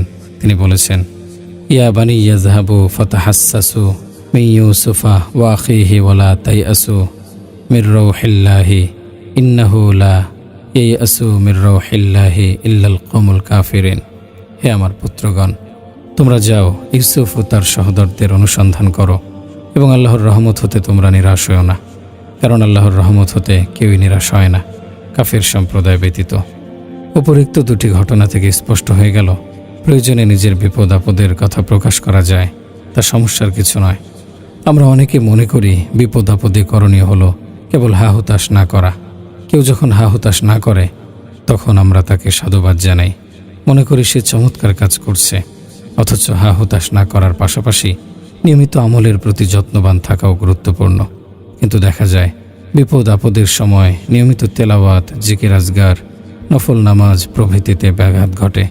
এমনকি কোনো কোনো সময় ফরজ ওয়াজিব নামাজেও বিঘ্ন দেখা দেয়। যারা দিনদার তারা ফরজ ওয়াজিব আমল তো ছাড়ে না, কিন্তু তাদের নফল মুস্তাহাব ইত্যাদি নিয়মিত আমলে ভাটা পড়ে যায়। এটি ধর্মীয় ক্ষতি, যা যে কোনো মুসলমানের নিকট দুনিয়াবি ক্ষতির চেয়েও মারাত্মক। দুঃখজনক বিষয় হলো বহু পীর মাশায়েখ তাদের অনুসারীদের বিপদ আপদের সময় কেবল হা হুতাশ না করার শিক্ষা দিয়ে থাকেন এবং একেই ধৈর্য কৃতজ্ঞতার অন্তর্ভুক্ত বলে মনে করেন। কিন্তু তারা নিয়মিত আমল ও জিফা ছুটে যাওয়ার প্রতি সতর্ক করেন না। এর কারণ হলো সুন্নাত মুস্তাহাব ইত্যাদির ব্যাপারে আমাদের ধারণা হচ্ছে এগুলো করলে সওয়াব পাওয়া যাবে, ছেড়ে দিলে গুনাহ নেই। এজন্য এগুলোকে ছেড়ে দেওয়ার সহজ বিষয় মনে করা হয়। অথচ কোরআন হাদিসের প্রতি গভীরভাবে লক্ষ্য করলে বুঝে আসে এগুলো ছেড়ে দেওয়ার সুযোগ থাকে শুরু করার পূর্বে। শুরু করার পর অবস্থা পরিবর্তন হয়ে যায়। এজন্য শরীয়তের বিধান হলো কেউ নফল নামাজ পড়া শুরু করলে তা ওয়াজিব হয়ে যায়, তাই তা পূর্ণ করা আবশ্যক। তেমনিভাবে যদি কেউ নিয়মিত কোনো নফল বা মুস্তাহাব আমল করে তাহলে হঠাৎ তা ছেড়ে দেয়া মাকরুহ। এর দলিল হলো সহিহ বুখারীতে এসেছে, হযরত আব্দুল্লাহ ইবনে ওমর রাদিয়াল্লাহু আনহু থেকে বর্ণিত, নবীজি সাল্লাল্লাহু আলাইহি সাল্লাম তাকে বলেন, হে আব্দুল্লাহ, তুমি অমুকের মতো হয়েও না যে আগে নিয়মিত তাহাজ্জুদ নামাজ পড়তো, এখন তা ছেড়ে দিয়েছে। এ হাদিসে দেখা যাচ্ছে তাহাজ্জুদ নামাজ নিয়মিত পড়ার পর তা ছেড়ে দেওয়ার কারণে নবীজি সাল্লাল্লাহু আলাইহি সাল্লাম অসন্তোষ প্রকাশ করেছেন। এ থেকে বোঝা যায় কোনো মুস্তাহাব আমল নিয়মিত করলে তা ছেড়ে দেওয়াটা অনুচিত, বরং নিন্দনীয় কাজ। ইমাম বুখারী রাহমাতুল্লাহি আলাইহি এ হাদিসের শিরোনাম দিয়েছেন, যে ব্যক্তি নিয়মিত তাহাজ্জুদ নামাজ পড়তো তার জন্য তা একেবারে ছেড়ে দেওয়া মাকরুহ। হাফেজ ইবনে হাজার আসকালানী রাহমাতুল্লাহি আলাইহি বলেন, এ থেকে বুঝে আসে যে মুস্তাহাব আমলকে কেউ অভ্যাসে পরিণত করে নেয় তাতে যত্নবান থাকা চাই, যদিও তা ওয়াজিব নয় তবু ছেড়ে দেওয়া মাকরুহ। এজন্যই বুজুর্গগণ বলে থাকেন, ফরজ ওয়াজিবের বাইরে নফল ও মুস্তাহাব আমল ততটুকুই করা উচিত যতটুকু নিয়মিত পালন করা যায়। যে নফল আমল নিয়মিত পালন করা যাবে না তা শুরু করাই উচিত নয়। এতে অন্যান্য আমলের মধ্যে বরকত থাকে না এবং এর পরিণতিতে সে জীবনে কখনো ওই আমলের প্রতি যত্নবান হতে পারে না। অন্যান্য আমলেও এর প্রভাব দেখা দেয়। উদাহরণত যদি কেউ নিয়মিত তাহাজ্জুদ পড়ার পর তা ছেড়ে দেয় তাহলে একসময় ফজরের ফরজ নামাজও তার থেকে ছুটে যাওয়া শুরু করবে। আমাদের বাস্তব জীবন থেকেও এর উদাহরণ দেয়া যায়। মনে করুন আপনি নিয়মিত বিরতি দিয়ে কারোর সাথে সাক্ষাৎ করতে যান এবং প্রতিবার তার জন্য কিছু হাদিয়া তোহফা নিয়ে যান। ঘটনাক্রমে যদি একদিন খালি হাতে যান তাহলে ওই ব্যক্তি মনে মনে নিশ্চয়ই ভিন্ন কিছু ভাববে। সে মনে করবে হয়তো তার সাথে আপনার পূর্বের সম্পর্ক নেই এবং অনুভব শক্তি জাগ্রত থাকলে আপনার মধ্যেও এই বিষয়টি আসবে। আপনি ভাববেন একবার খালি হাতে যাওয়ার ফলে যখন তার সাথে সম্পর্কের অবনতি ঘটেই গেছে তখন সামনে থেকে খালি হাতে যেতে সমস্যার কি আছে। এমনকি এই ধারণা এক পর্যায়ে আপনাকে তার সাথে নিয়মিত সাক্ষাৎ থেকেও দূরে সরিয়ে দেবে। ভাববেন এখন তার সাথে সরাসরি সাক্ষাৎ করার প্রয়োজন নেই, মোবাইল ফোনের মাধ্যমে যোগাযোগ করলে যথেষ্ট হবে। এভাবেই সম্পর্কের ইতি ঘটবে। তেমনিভাবে যারা নিয়মিত নফল নামাজ বা তেলাওয়াত করে থাকে তারা যতদিন নিয়মিত আমল করে যায় ততদিন আল্লাহ তাআলার সাথে সম্পর্কের উন্নতি ঘটতে থাকে। আর যখন ওই আমল ছুটে যায় তখন সম্পর্কের অবনতি ঘটে। আল্লাহ তাআলার প্রতি তার এক ধরনের লজ্জাভাব তৈরি হয়ে যায়। সে মনে করে আল্লাহর নিকট আমার সে অবস্থান এখন আর নেই যা আগে ছিল, আমি তার দৃষ্টিতে বঞ্চিত হয়ে গেছি। এভাবেই আল্লাহ তাআলার সাথে এক ধরনের দূরত্ব তৈরি হয়ে যায়। ফলে তার সাথে ভালোবাসার অটুট সম্পর্ক আর থাকে না। তখন তার থেকে ফরজ ওয়াজিব ছুটে যেতে থাকে এবং এক পর্যায়ে সে গুনাহে লিপ্ত হওয়া শুরু করে দেয়। মনে করে যখন গুনাহ করেই ফেলেছি তখন তার অবাধ্যতা করতে কি সমস্যা। এভাবে আল্লাহ তাআলার সাথে তার শত্রুতামূলক সম্পর্ক তৈরি হয়ে যায়, যা কোনো কোনো ক্ষেত্রে তাকে কুফরের সীমানা পর্যন্ত পৌঁছে দেয়, এমনকি অনেক ক্ষেত্রে ঈমান পর্যন্ত হরণ করে নেয়। এজন্য বিপদ আপদে পড়ে আমাদের আমলের প্রতি যত্নবান হতে হবে। যেসব আমল আমরা নিয়মিত করি তা ছেড়ে দেওয়া যাবে না। কিছু লোক মনে করে বিপদে কান্নাকাটি করা যাবে না, বরং সর্বদা আল্লাহকে ডাকতে হবে, আল্লাহ আল্লাহ করতে হবে। কান্নাকাটি করা নাকি ধৈর্যের পরিপন্থী। আসলে এই লোকদের তাকওয়ার বদহজম হয়েছে। এরা বাস্তবতা বুঝতে পারেনি। কেননা আল্লাহ আল্লাহ হলো আল্লাহর শ্রেষ্ঠত্বের বহিঃপ্রকাশ, আর কান্না করা হলো নিজের দাসত্ব ও অসহায়ত্বের বহিঃপ্রকাশ। আমরা যত বেশি কান্না করব, ততই আমাদের অসহায়ত্ব ও দাসত্ব ফুটে উঠবে। অহংকার ও আত্মগরিমা দূর হয়ে যাবে, আর আল্লাহ সেটাই চান। বিপদে পড়ে অশ্রু ঝরানোর দ্বারা ধৈর্য ধারণ করা আরও সহজ হয়ে উঠবে, কেননা অশ্রু ঝরানোর ফলে মনের ব্যথা বেদনা হালকা হয়ে যায় এবং সহজেই ধৈর্য ধারণ করা যায়। ধৈর্য ধারণ করুন মুমিনের বৈশিষ্ট্য হলো সে বিপদ আপদে ধৈর্য ধারণ করবে। এক হাদিসে এসেছে, রাসূল সাল্লাল্লাহু আলাইহি সাল্লাম বলেন, মুমিনের অবস্থা বড় আশ্চর্যজনক, সকল অবস্থা তার জন্য কল্যাণকর। এটা কেবল মুমিনেরই বেলায়, অন্য কারো বেলায় নয়। তা হলো যদি সে নিয়ামত লাভ করে আর আল্লাহর কৃতজ্ঞতা আদায় করে, তবু তার জন্য কল্যাণকর। আর যদি সে বিপদে পড়ে এবং ধৈর্য ধারণ করে, তবুও তার জন্য কল্যাণকর। ধৈর্যের গুণ অর্জন করার কয়েকটি পদ্ধতি রয়েছে। আল্লাহকে স্মরণ করুন। একবার ইহুদিরা নবীজি সাল্লাল্লাহু আলাইহি সাল্লামকে বলেছিল, আল্লাহ তো আকাশ জমিন সৃষ্টি করে ক্লান্ত হয়ে গিয়েছেন। এতে নবীজি মনে ভীষণ কষ্ট পান। এই কষ্ট লাঘবের জন্য এবং সান্ত্বনা দেওয়ার জন্য আল্লাহ তাআলা একটি পদ্ধতি বাতলে দেন। ওয়ালাকাদ খালাকনাস সামাওয়াতি ওয়াল আরদা ওয়া মা বাইনাহুমা ফি সিত্তাতি আইয়ামিন ওয়া মা মাসসানা মিন লুগুব ফাসবির আলা মা ইয়াকুলুনা ওয়াসাব্বিহ বিহামদি রাব্বিকা ক্বাবলা তুলুইশ শামসি ওয়া ক্বাবলাল গুরুব। আমি আকাশমণ্ডলীয় পৃথিবী এবং এদের অন্তর্বর্তী সমস্ত কিছু সৃষ্টি করেছি 6 দিনে। আমাকে কোনো ক্লান্তি স্পর্শ করেনি। অতএব এরা যা বলে তাতে তুমি ধৈর্য ধারণ করো এবং তোমার প্রতিপালকের সপ্রশংস পবিত্রতা ও মহিমা ঘোষণা করো সূর্যোদয়ের পূর্বে ও সূর্যাস্তের পূর্বে। এই আয়াতে নবীজি সাল্লাল্লাহু আলাইহি সাল্লামকে ধৈর্য ধারণের জন্য নামাজ পড়ার নির্দেশ দেওয়া হয়েছে। আল্লাহকে ডাকতে বলা হয়েছে সকাল সন্ধ্যায়। যেমন ঝগড়াঝাটির কারণে আমাদের মন ক্লেদাক্ত হয়ে গেলে আমরা অনেক সময় আত্মপ্রশান্তির জন্য প্রেমাস্পদের সাথে কথা বলি। তার সাথে কথাবার্তায় ও খুনসুটিতে তখন মন ভালো হয়ে যায়। আল্লাহ তাআলা আমাদেরকে এই শিক্ষা দিচ্ছেন, আমরা যেন বিপদ আপদে পড়ে আমাদের প্রিয়তম সত্তার দুয়ারে চলে যাই, তার সামনে নামাজে দাঁড়িয়ে যাই, কথোপকথন শুরু করি তার সাথে নামাজের মাধ্যমে। আল্লাহ তাআলার ভালোবাসা, যে কোনো ভালোবাসা নির্ভর করে পরিচয় পরিচিতির উপর। যতক্ষণ পরিচয় না ঘটে ততক্ষণ ভালোবাসা তৈরি হয় না।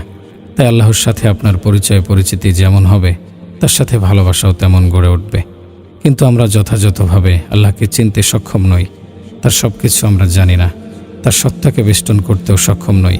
কিন্তু আল্লাহ তাআলা আমাদের ব্যাপারে সব কিছুই জানেন। আপন জ্ঞানের মাধ্যমে তিনি আমাদের বেষ্টন করে আছেন। এই দৃষ্টিকোণ থেকে সহজে বুঝে আসে আল্লাহর প্রতি আমরা যে ভালোবাসা লালন করি, তার চেয়ে আরও বহু গুণ বেশি ভালোবাসা আল্লাহ আমাদের প্রতি রাখেন। বহু হাদিস থেকে প্রতীয়মান হয়, মা বাবার চেয়েও বেশি আল্লাহ তার বান্দাকে ভালোবাসেন। আপনি এবার বেশি থেকে বেশি পরিমাণে স্মরণ করতে থাকুন যে আল্লাহ আপনাকে ভালোবাসেন।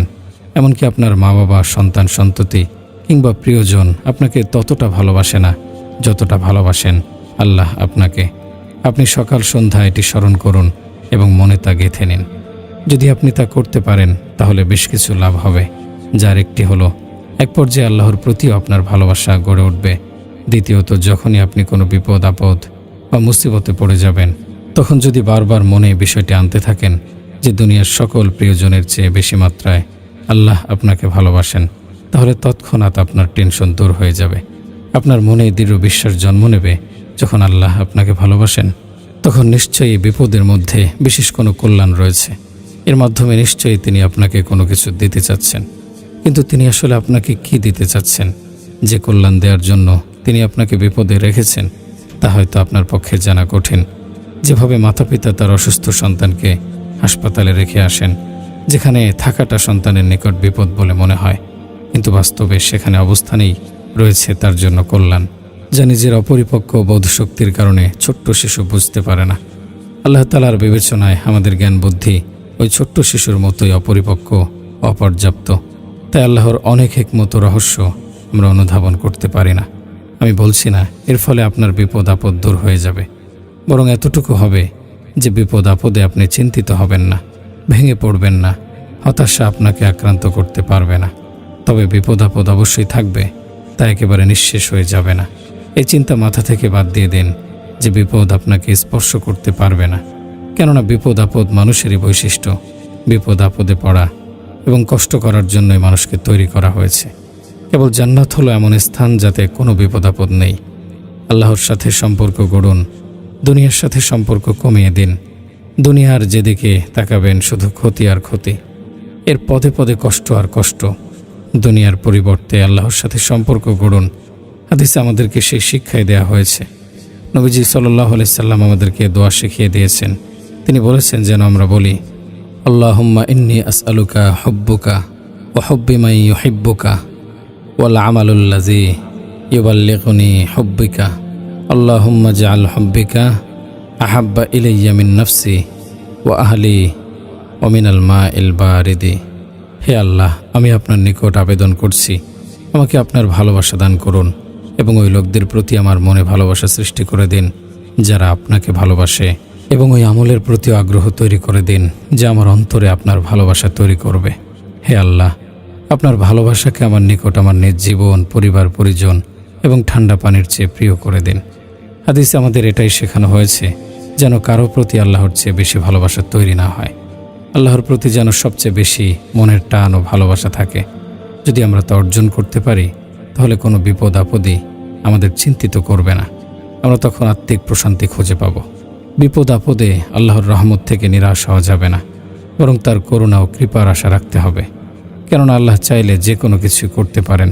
কেবল এমন ব্যক্তিই তো নিরাশ হয়ে যেতে পারে যার তাকদীরের ওপর কোনো ঈমান নেই। যারা মুমিন তারা তো সর্বদা তাকদীরের ওপর সন্তুষ্ট থাকবে। আল্লাহ যখন যে অবস্থায় রাখেন তাতে রাজি থাকবে। বিপদ আপদে পড়ে যেন শরীয়তের কোনো বিধিবিধান ছুটে না যায়, কোনো বিধান পালনে যেন ত্রুটি না দেখা দেয়, সেদিকে লক্ষ্য রাখতে হবে। বিপদ মুক্তির জন্য আল্লাহর নিকট দোয়া করে যেতে হবে, পাশাপাশি চেষ্টা প্রচেষ্টা চালিয়ে যেতে হবে। কিন্তু চেষ্টাকে মূল মনে করা যাবে না। মনে রাখতে হবে দোয়া ব্যতীত যে চেষ্টা প্রচেষ্টা করা হবে তাতে কোনো বরকত হবে না। যদি আমরা আল্লাহর নিকট দোয়া চালিয়ে যাই এবং চেষ্টা প্রচেষ্টাও করে যাই তাহলে কাঙ্ক্ষিত ফলাফল লাভ হবে। সর্বদা আল্লাহর নিকট ইস্তেগফার তথা ক্ষমা প্রার্থনা করতে হবে, অর্থাৎ নিজের কৃত গুনাহের জন্য ক্ষমা চাইতে হবে। দিনে কমপক্ষে 500 বার লা হাওলা ওয়ালা কুওয়াতা ইল্লা বিল্লাহিল আলিয়্যিল আযীম পড়ুন। ইনশাআল্লাহ এক সপ্তাহের মধ্যে সকল বিপদ দূর হয়ে যাবে। এটা আমি নিজের পক্ষ থেকে বলছি না, হাদিসেই তা এসেছে। নবীজি সাল্লাল্লাহু আলাইহি সাল্লাম বলেন, লা হাওলা ওয়ালা কুওয়াতা ইল্লা বিল্লাহ 99টি রোগের প্রতিষেধক, যার মধ্যে সবচেয়ে সহজ রোগ হলো দুশ্চিন্তা। টেনশন ও দুশ্চিন্তায় বেশি বেশি দরুদ পাঠ করুন, এতে আপনার টেনশন কেটে যাবে। কেননা দরুদ পাঠে আল্লাহ তাআলার রহমত নাজিল হয়। যদি আমাদের কোনো মুসলিম ভাইয়ের ওপর বিপদ নেমে আসে তাহলে সেটাকে নিজের বিপদ বলে মনে করতে হবে। তার জন্য সেভাবে চেষ্টা করে যেতে হবে যেভাবে নিজের ওপর আপতিত বিপদের ক্ষেত্রে চেষ্টা প্রচেষ্টা করা হয়। আল্লাহ তাআলা দুনিয়াতে যত রোগ ব্যাধি তৈরি করেছেন প্রত্যেকটির প্রতিষেধকও তিনি সৃষ্টি করে দিয়েছেন। তিনি যখন চান তখন ওই প্রতিষেধক কাজ করে, যখন চান না তখন তা কাজ করে না। ফলে হাজারো চিকিৎসা করলেও রোগী তখন সুস্থ হয়ে ওঠে না। তাই কখনো মনে করা যাবে না যে ওষুধপত্রই আমাদের সুস্থ করে তোলে, বরং বিশ্বাস রাখতে হবে সুস্থ করার মালিক আল্লাহ। যখন তিনি চাইবেন তখন ওষুধ কাজ করবে। তবে আমাদের সর্বাবস্থায় চিকিৎসা চালিয়ে যেতে হবে আর সুস্থতার জন্য তার উপর ভরসা করতে হবে। তার নিকট দোয়া করতে হবে যেন তিনি চিকিৎসার মাধ্যমে সুস্থ করে দেন। কিছু কিছু লোক আছে যারা ওষুধকেই মূল মনে করে। সুস্থতা অসুস্থতার পেছনে আল্লাহর হাত রয়েছে বলে তারা মনে করে না। তাই আল্লাহর নিকট কোনো ধরনের দোয়াও করে না। ওষুধের মাধ্যমে যখন তারা সুস্থতা লাভ করে না তখন নিরাশ হয়ে পড়ে। ডাক্তাররাও আশ্চর্য হয়ে যায় কেন রোগী সুস্থ হচ্ছে না।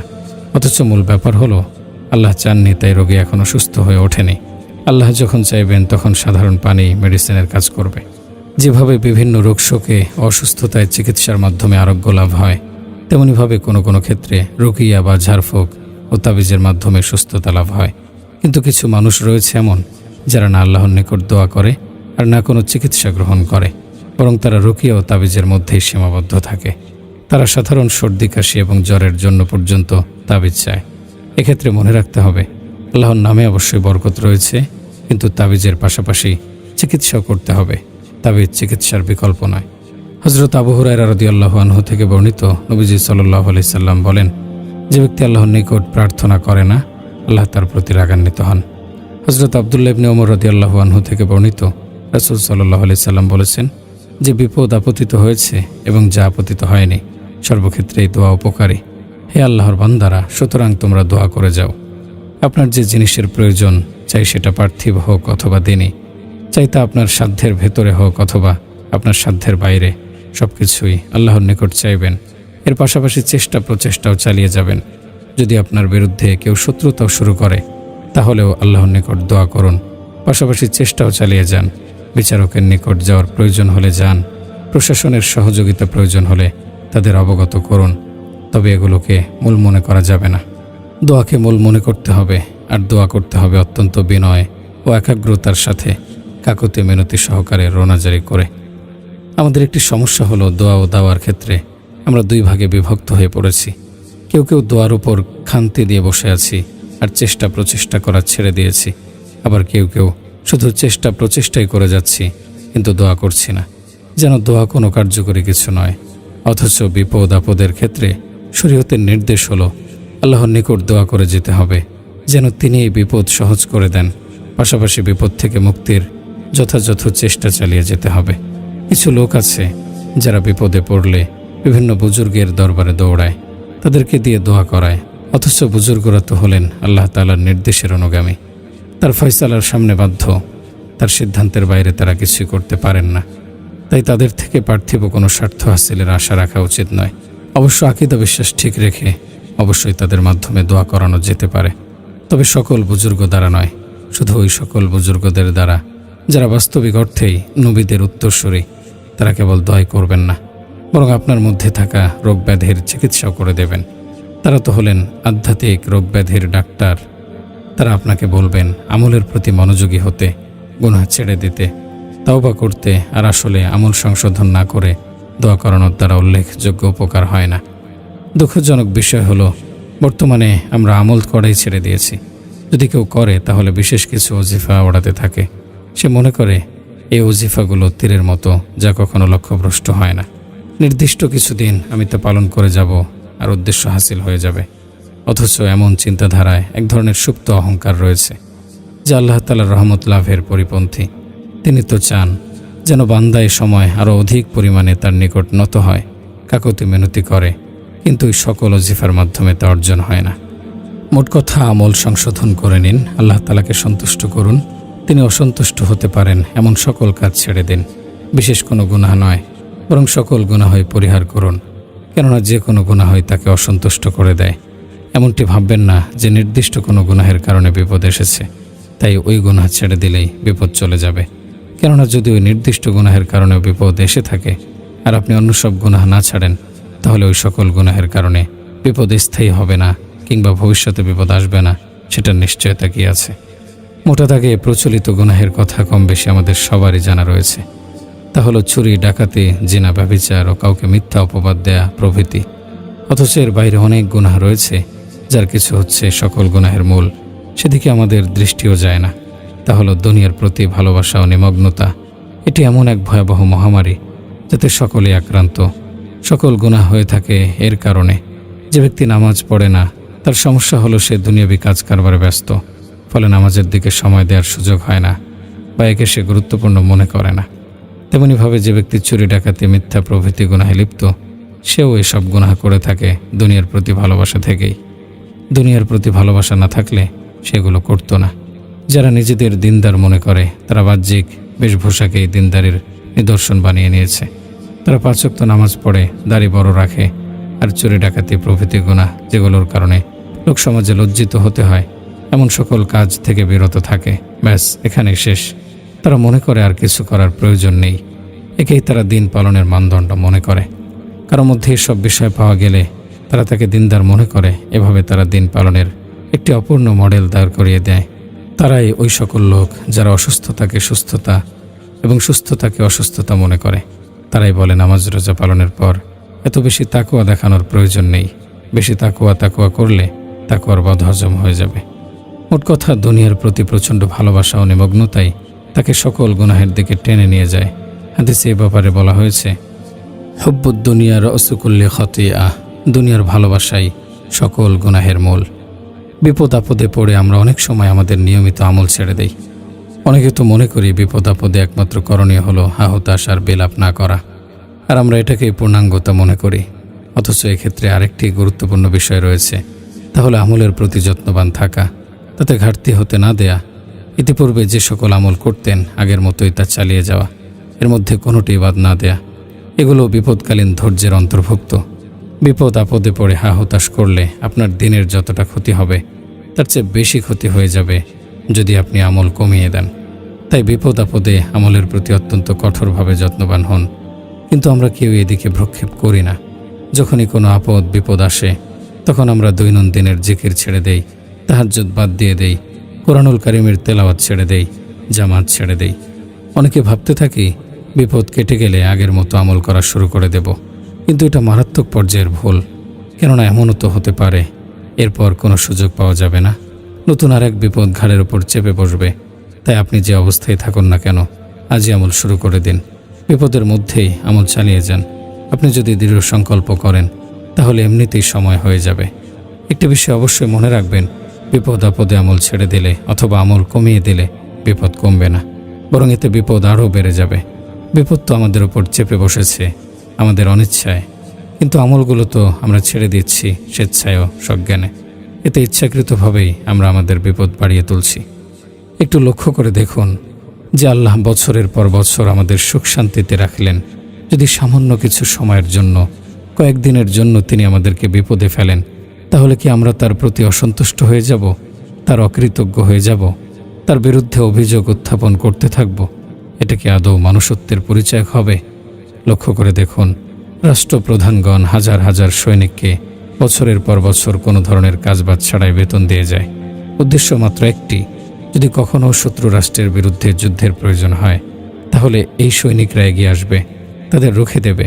কিন্তু প্রয়োজনের মুহূর্তে সৈনিকরা যদি এগিয়ে না আসে, তারা যদি বলে আমরা এত কষ্ট সহ্য করতে পারবো না, তাহলে তা হবে সুস্পষ্ট নেমক হারামি। কেননা বছরের পর বছর বিনা কষ্টে তাদেরকে বেতন দিয়ে যাওয়া হয়েছে এই একটি মাত্র মুহূর্তের জন্য।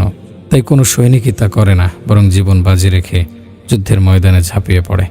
একজন সাধারণ সৈনিক যখন তারই মতো মানুষ একজন রাষ্ট্রপ্রধানের প্রতি এতটুকু কৃতজ্ঞতা দেখাতে পারে, তাহলে আমরা কেন সর্বশক্তিমান মহান আল্লাহর প্রতি ততটুকু কৃতজ্ঞতা দেখাতে পারবো না? তিনি যখন আমাদের বিপদে আপদে নিপতিত করবেন তখন কেন খুশি মনে তা বরণ করে নিতে পারবো না? বিপদ আপদে কেন অভিযোগের সুরকে দমিয়ে রাখতে পারবো না? আমাদের অবস্থা বড় আশ্চর্যজনক। আমাদের অনেকেই বিপদে পড়েও সংশোধন হয় না, নিজের গুনাহের প্রতি দৃষ্টি যায় না। সে দিব্যি বলে ওঠে, না জানি আমার দ্বারা কি গুনাহ হয়ে গেছে, যার পরিণতিতে এই শাস্তি ভোগ করতে হচ্ছে। কি আশ্চর্য কথা! আমরা তো সবসময় গুনাহের মধ্যেই ডুবে আছি। আমাদের কি এমন একটি মুহূর্ত অতিবাহিত হয় যাতে আমরা গুনাহ করি না? তবে বিপদ কোন গুনাহের কারণে নেমে এসেছে তা জানা না থাকা বা তা ভুলে যাওয়াটা বড় কিছু নয়। সাহাবায়ে কেরামেরও এমন হয়েছে। নবীজি সাল্লাল্লাহু আলাইহি সাল্লাম একদল সাহাবীকে পাহাড়ের ওপর নিযুক্ত করেছিলেন। তাদের বলেছিলেন, আমরা জয়ী হই বা পরাজিত, কোনো অবস্থাতেই আমার নির্দেশ ব্যতীত এই স্থান ছাড়া যাবে না। কিন্তু যখন তারা দেখেন কাফেররা পলায়ন করছে, মুসলমানগণ বিজয় লাভ করেছে, তখন ওই স্থান থেকে তাদের অনেকেই নেমে আসেন। এদিকে পাহাড় ফাঁকা দেখতে পেয়ে কাফেররা আক্রমণ করে বসে। এতে মুসলমানগণ বিপর্যয়কর পরিস্থিতিতে পড়ে যান। তাদের উপর এক কঠিন বিপদ নেমে আসে। সাহাবায়ে কেরাম বলতে থাকেন, আমাদের উপর কেন বিপদ এলো, কেন আমরা এর সম্মুখীন হলাম? অথচ এই বিপদ নেমে এসেছিল নবীজির হুকুম অমান্য করার কারণে। কিন্তু তারা সেটা ভুলে গিয়েছিল। এ বিষয়ে আল্লাহ তাআলা বলেন, আওয়ালাম্মা আসাবাতকুম মুসিবাতুন ক্বাদ আসাবাতুম মিসলাইহা কুলতুম ইন হাযা কুল হুয়া মিন ইনদা আনফুসিকুম। এ থেকে বুঝে আসে বিপদ নেমে আসার কারণ সুনির্দিষ্টভাবে জানা না থাকা বা বিপদে নিপতিত হওয়ার পর কোনো সুনির্দিষ্ট গুনাহের প্রতি নজর না যাওয়াটা স্বভাবগত এক বিষয়। অতএব যদি কারো নজর না যায় তাহলে তা নিন্দনীয় কিছু নয়। আমাদের অনেকের অবস্থা হলো বিপদে পড়ে ভুলেই যাই যে আমরা গুনাহগার, পাপী ও অপরাধী। তাই আমরা ওই গুনাহের জন্য ক্ষমা প্রার্থনাও করি না, বরং আমাদের কেউ কেউ তো তখন আরও বেশি গুনাহ করা শুরু করে দেয়। বিপদ আপদে আল্লাহকে ডাকার পরিবর্তে তারা দয়াল বাবাকে ডাকাডাকি শুরু করে। অনেকে গাউসুল আজম আব্দুল কাদের জিলানীকে ডাকে, অনেকে হযরত আলী রাদিয়াল্লাহু আনহুকে ডাকে। এই লোকদের অবস্থা আরবের মুশরিকদের চেয়েও ভয়াবহ। আরবের মুশরিকরা বিপদে পড়ে আল্লাহকে ডাকত, কিন্তু আমাদের উপমহাদেশের মূর্খরা বিপদে আল্লাহকেও ডাকে না। নবীজি সাল্লাল্লাহু আলাইহি সাল্লাম এক কাফেরকে জিজ্ঞেস করেন, তোমার কতজন খোদা? সে বলে 7 জন, 6 জন জমিনে, 1 জন আসমানে। নবীজি বলেন, বিপদে পড়লে তুমি কাকে ডাকো? সে বলে, যিনি আকাশে রয়েছেন তাকে। এ হাদিসে দেখা যাচ্ছে আরবের মুশরিকরা বিপদে পড়লে কেবল আল্লাহ তাআলাকেই ডাকত, অন্য কাউকে নয়। কিন্তু আমাদের উপমহাদেশের মূর্খ লোকজন ডাকে গাউস কুতুবকে। এর বিপরীতে অনেকে বিপদ আপদে পড়ে আল্লাহকে ডাকে এবং আল্লাহর নিকট দোয়া করে যেন তিনি বিপদ থেকে উদ্ধার করেন। অনেকেই তখন বিভিন্ন অঙ্গীকারও করে। তারা বলে, যদি বিপদ থেকে মুক্তি পাই তাহলে আল্লাহর আনুগত্য করে যাব। কিন্তু যখন আল্লাহ তাআলা বিপদ থেকে উদ্ধার করেন তখন তাকে ভুলে যায়। কুরআনুল কারীমে বিষয়ে বলা হয়েছে, ইযা মাসসাকুমুদ-দুররু ফিল বাহরি দাল্লা মান তাদউনা ইল্লা ইয়াহু ফালাম্মা নাজ্জাকুম ইলাল বিররি আ'রাদতুম ওয়া কানাল ইনসানু কাফুরা। সাগরে যখন তোমাদের কোনো বিপদ দেখা দেয় তখন তোমরা যাদেরকে অর্থাৎ যে দেবতাদের ডাকো তারা অন্তর্হিত হয়ে যায়, সঙ্গে থাকেন কেবল আল্লাহ। তিনি যখন তোমাদের উদ্ধার করে স্থলে পৌঁছিয়ে দেন অমনি তোমরা মুখ ফিরিয়ে নাও। মানুষ ঘোর অকৃতজ্ঞ। সমুদ্রের বিপদ থেকে বেঁচে গিয়ে স্থল পথে এসে মানুষ নিজেকে নিরাপদ ভাবতে শুরু করে এবং আল্লাহর অবাধ্যতা শুরু করে দেয়। আল্লাহ এই ব্যাপারে সতর্ক করে দিয়ে বলেন, আফা আমিনতুম আন ইয়াখসিফা বিকুম জানিবাল বিররি আও ইউরসিলা আলাইকুম হাসিবান সুম্মা লা তাজিদু লাকুম ওয়াকিলা আম আমিনতুম আন ইউঈদাকুম ফীহি তারাতান উখরা ফায়ুরসিলা আলাইকুম কাসিফাম মিনার রিহি ফায়ুগরিকাকুম বিমা কাফারতুম সুম্মা লা তাজিদু লাকুম আলাইনা বিহি তাবিআ। তোমরা কি নির্ভয় হয়েছ যে তিনি তোমাদের সহ কোনো অঞ্চল ধসিয়ে দেবেন না বা তোমাদের উপর শিলাবর্ষণকারী ঝঞ্ঝা প্রেরণ করবেন না? তখন তোমরা তোমাদের কোনো কর্মবিধায়ক পাবে না। অথবা তোমরা কি নিরাপদ হয়ে গিয়েছ যে তিনি তোমাদেরকে আরেকবার সমুদ্রে ফিরিয়ে নেবেন না, অতঃপর তোমাদের উপর প্রচণ্ড বাতাস পাঠাবেন না এবং তোমাদেরকে ডুবিয়ে দেবেন না তোমরা কুফরি করার কারণে? তারপর তোমরা আমার বিরুদ্ধে এ বিষয়ে কোনো সাহায্যকারী পাবে না। এই আয়াতে আল্লাহ তাআলা আমাদের সতর্ক করে দিয়েছেন। তিনি স্পষ্ট ভাষায় বলে দিয়েছেন, যদি আমরা সমুদ্রের ঝড়ের কবলে পড়ে আল্লাহকে ডাকাডাকি করি তারপর সমুদ্রের বিপদ থেকে মুক্তি পেয়ে যাই, তাহলে এর অর্থ এটা নয় যে আল্লাহ আমাদেরকে স্থলে শাস্তি দিতে পারবেন না, বরং জলস্থল সর্বত্রই তার শক্তি ও ক্ষমতা সমান। একটু চিন্তা করলেই আমরা বুঝতে পারব নদ নদী ও সমুদ্রের তুলনায় স্থলভাগে বিপদ আপদ বেশি। কেননা সমুদ্রের বিপদগুলো আকস্মিক নয়।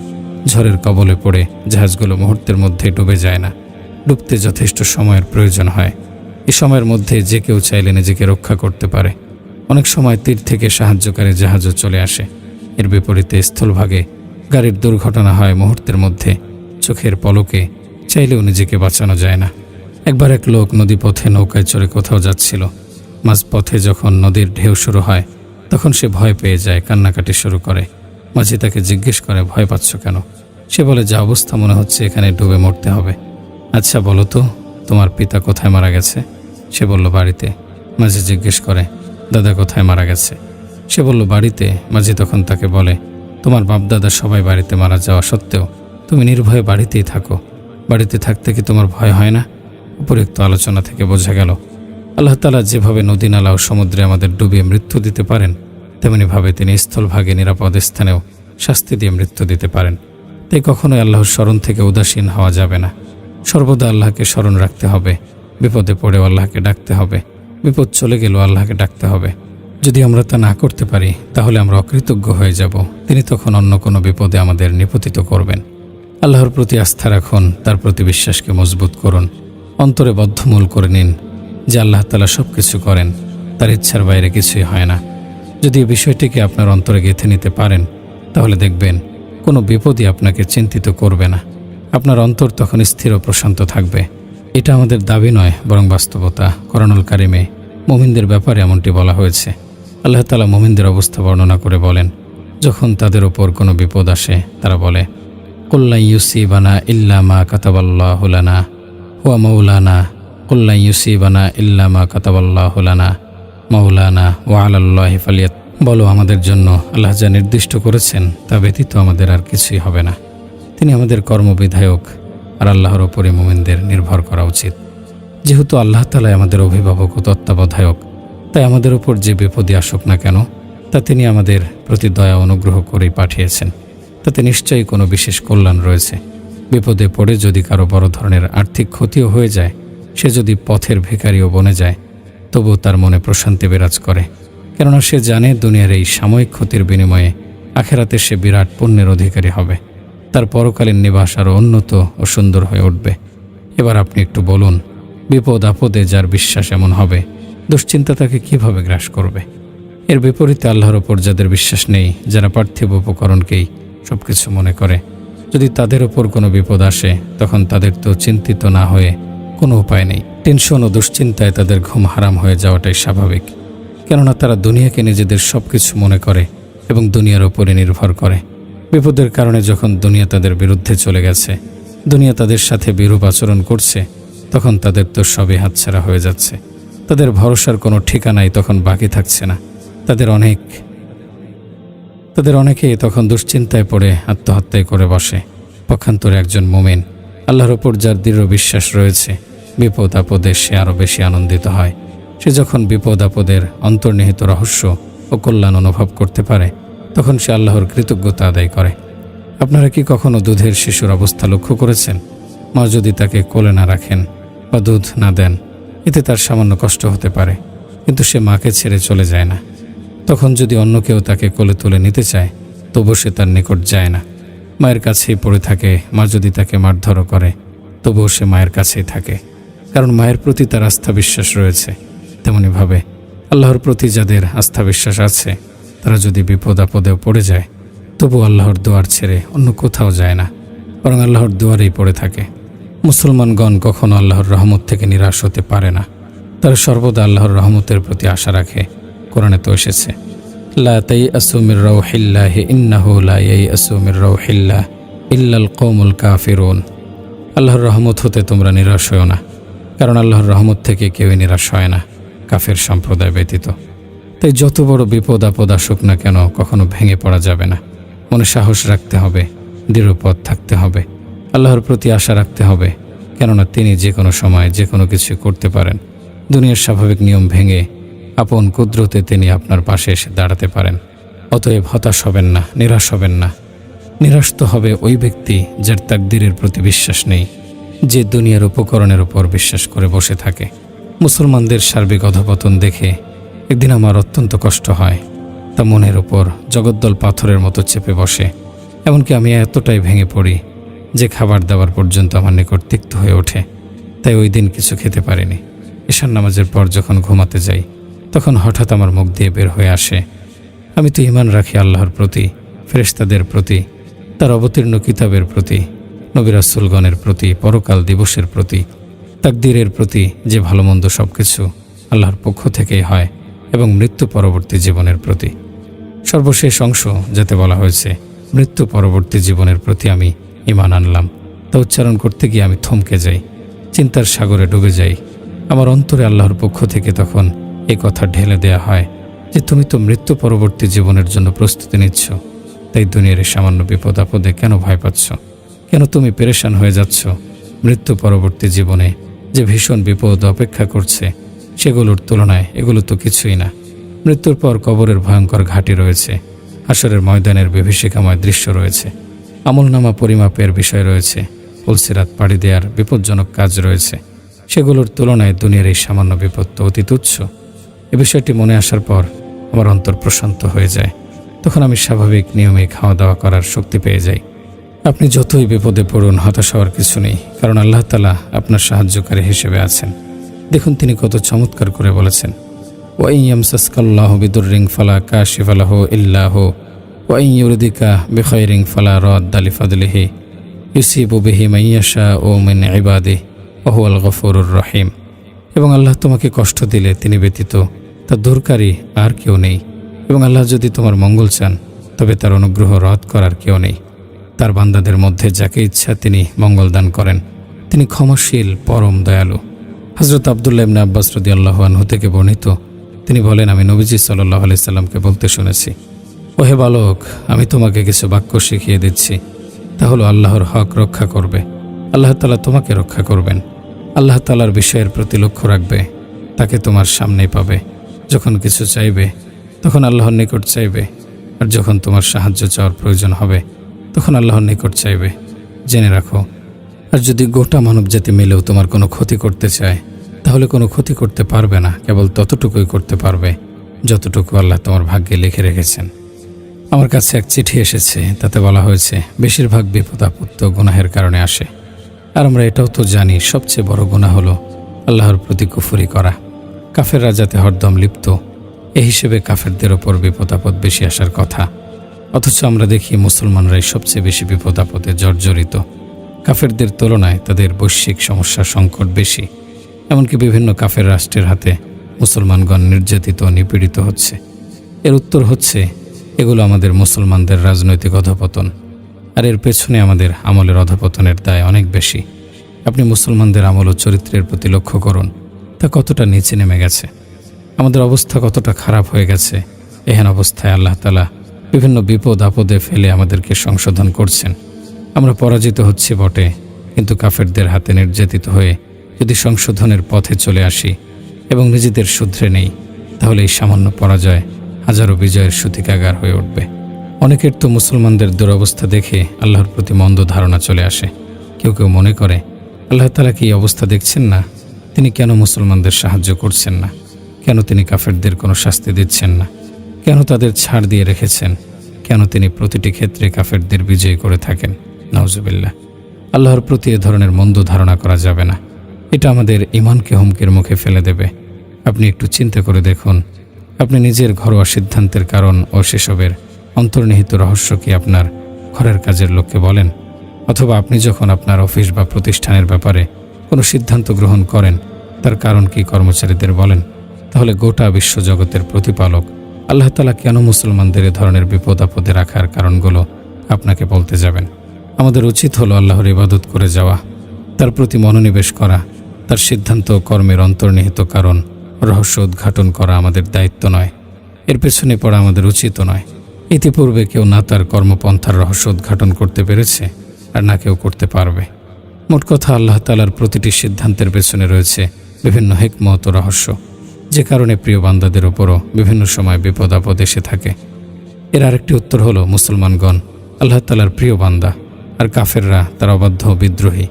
আল্লাহ কেন ওই প্রিয়জনের গুনাহে তাকে শাস্তি দেন, তা আমরা আমাদের বন্ধুবান্ধব ও শত্রুর মাধ্যমে বুঝতে পারি। শত্রু হাজার কিছু বললেও আমরা অসন্তুষ্ট হই না, কিন্তু বন্ধু যদি একটা মাত্র রূঢ় কথা বলে, তাহলেই আমরা অসন্তুষ্ট হয়ে যাই। যেহেতু আমরা আল্লাহ তাআলার প্রিয়, এজন্য সামান্য গুনাহের কারণেও আল্লাহ তাআলা আমাদেরকে বিপদ আপদে ফেলে শাস্তি দেন। অপরদিকে কাফেররা যেহেতু তার অবাধ্য, এজন্য তাদের শাস্তি দেন না। তারা দুনিয়া প্রেমী হওয়ায় আল্লাহ তাদেরকে দুনিয়ার জীবনে সুখে শান্তিতে রাখেন। এ ব্যাপারে তিনি বলেন, মান কানা ইউরিদুল হায়াতাদ দুনিয়া ওয়া যিনাতাহা নুওয়াফি ইলাইহিম আমালুহুম ফিহা ওয়া হুম ফিহা লা ইউবখাসুন। যে কেউ পার্থিব জীবন ও এর শোভা কামনা করে, দুনিয়ায় আমি এদের কর্মের পূর্ণ ফল দান করি এবং সেখানে তাদেরকে কম দেয়া হবে না। মুসলমানদের উদাহরণ ধান গাছের মতো, বাতাস এলে যা হেলে যায়, ঝড় এলে যা কাত হয়ে যায়, তবে কখনোই গোড়া থেকে উপড়ে পড়ে না। অপরদিকে কাফেরদের দৃষ্টান্ত বড় কাঠ গাছের মতো, যা অত্যন্ত মজবুত ও শক্ত হয়ে জন্মগ্রহণ করে। বাতাস যাকে হেলাতে পারে না, কিন্তু প্রবল ঝড়ে যখন তা হেলে যায়, তখন আর দাঁড়াতে পারে না, ভেঙে পড়ে যায়। মুসলমানদের দৃষ্টান্ত এমনই, সময়ে সময়ে বিপদ আপদের মাধ্যমে তাদেরকে ভবিষ্যতের জন্য মজবুত করে তোলা হয়, আর কাফেরদের ওপর কোনো বিপদ আপদ আসে না। কিন্তু যখন আসে, তখন তারা আর কোমর সোজা করে দাঁড়াতে পারে না। আল্লাহ তাআলা এই ব্যাপারে বলেন, ওয়াকাযালিকা আখাযু রাব্বিকা ইযা আখাযাল কুরা ওয়া হিয়া যালিমুন ইন্না আখাযাহু আলীমুন শাদীদ।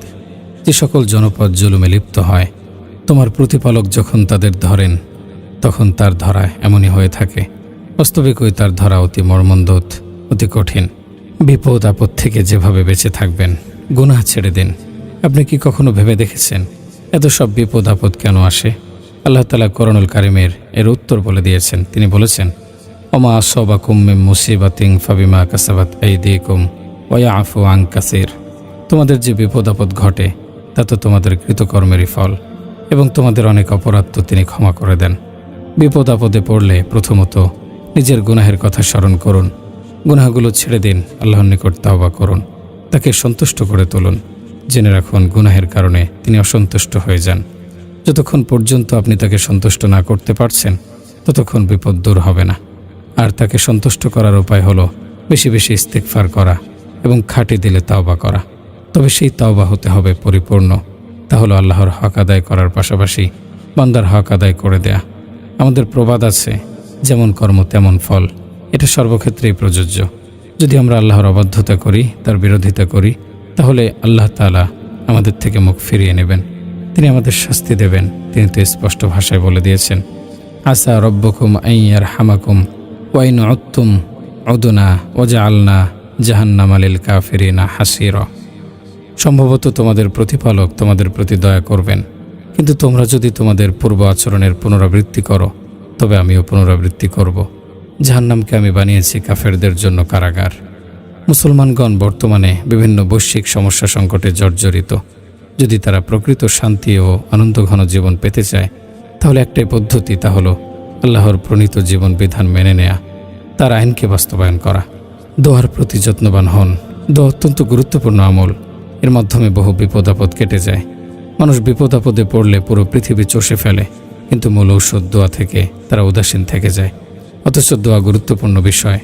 এর মাধ্যমে তাকদীরের সিদ্ধান্ত পর্যন্ত পরিবর্তন হয়ে যায়। যে বিপদ আপতিত হয়েছে তা দূর হয়ে যায়, এমনকি যা আপতিত হয়নি কখনো কখনো সেটাও দূর হয়। হযরত আব্দুল্লাহ ইবনে ওমর রাদিয়াল্লাহু আনহু থেকে বর্ণিত, তিনি বলেন, নবীজি সাল্লাল্লাহু আলাইহি সাল্লাম বলেছেন, যে বিপদ আপতিত হয়েছে এবং যা পতিত হয়নি সর্বক্ষেত্রেই দোয়া উপকারী। অতএব হে আল্লাহর বান্দাগণ, তোমরা দোয়ার প্রতি যত্নবান হও। হাদিসে বর্ণিত দোয়া পড়ুন। যদি আপনি বিপদে নিপতিত হয়ে গিয়ে থাকেন তাহলে হাদিসে বর্ণিত দোয়ার প্রতি যত্নবান হন। খুঁজে খুঁজে ওই সব হাদিস পড়ুন যেগুলো বিপদের সময় পড়ার কথা বলা হয়েছে।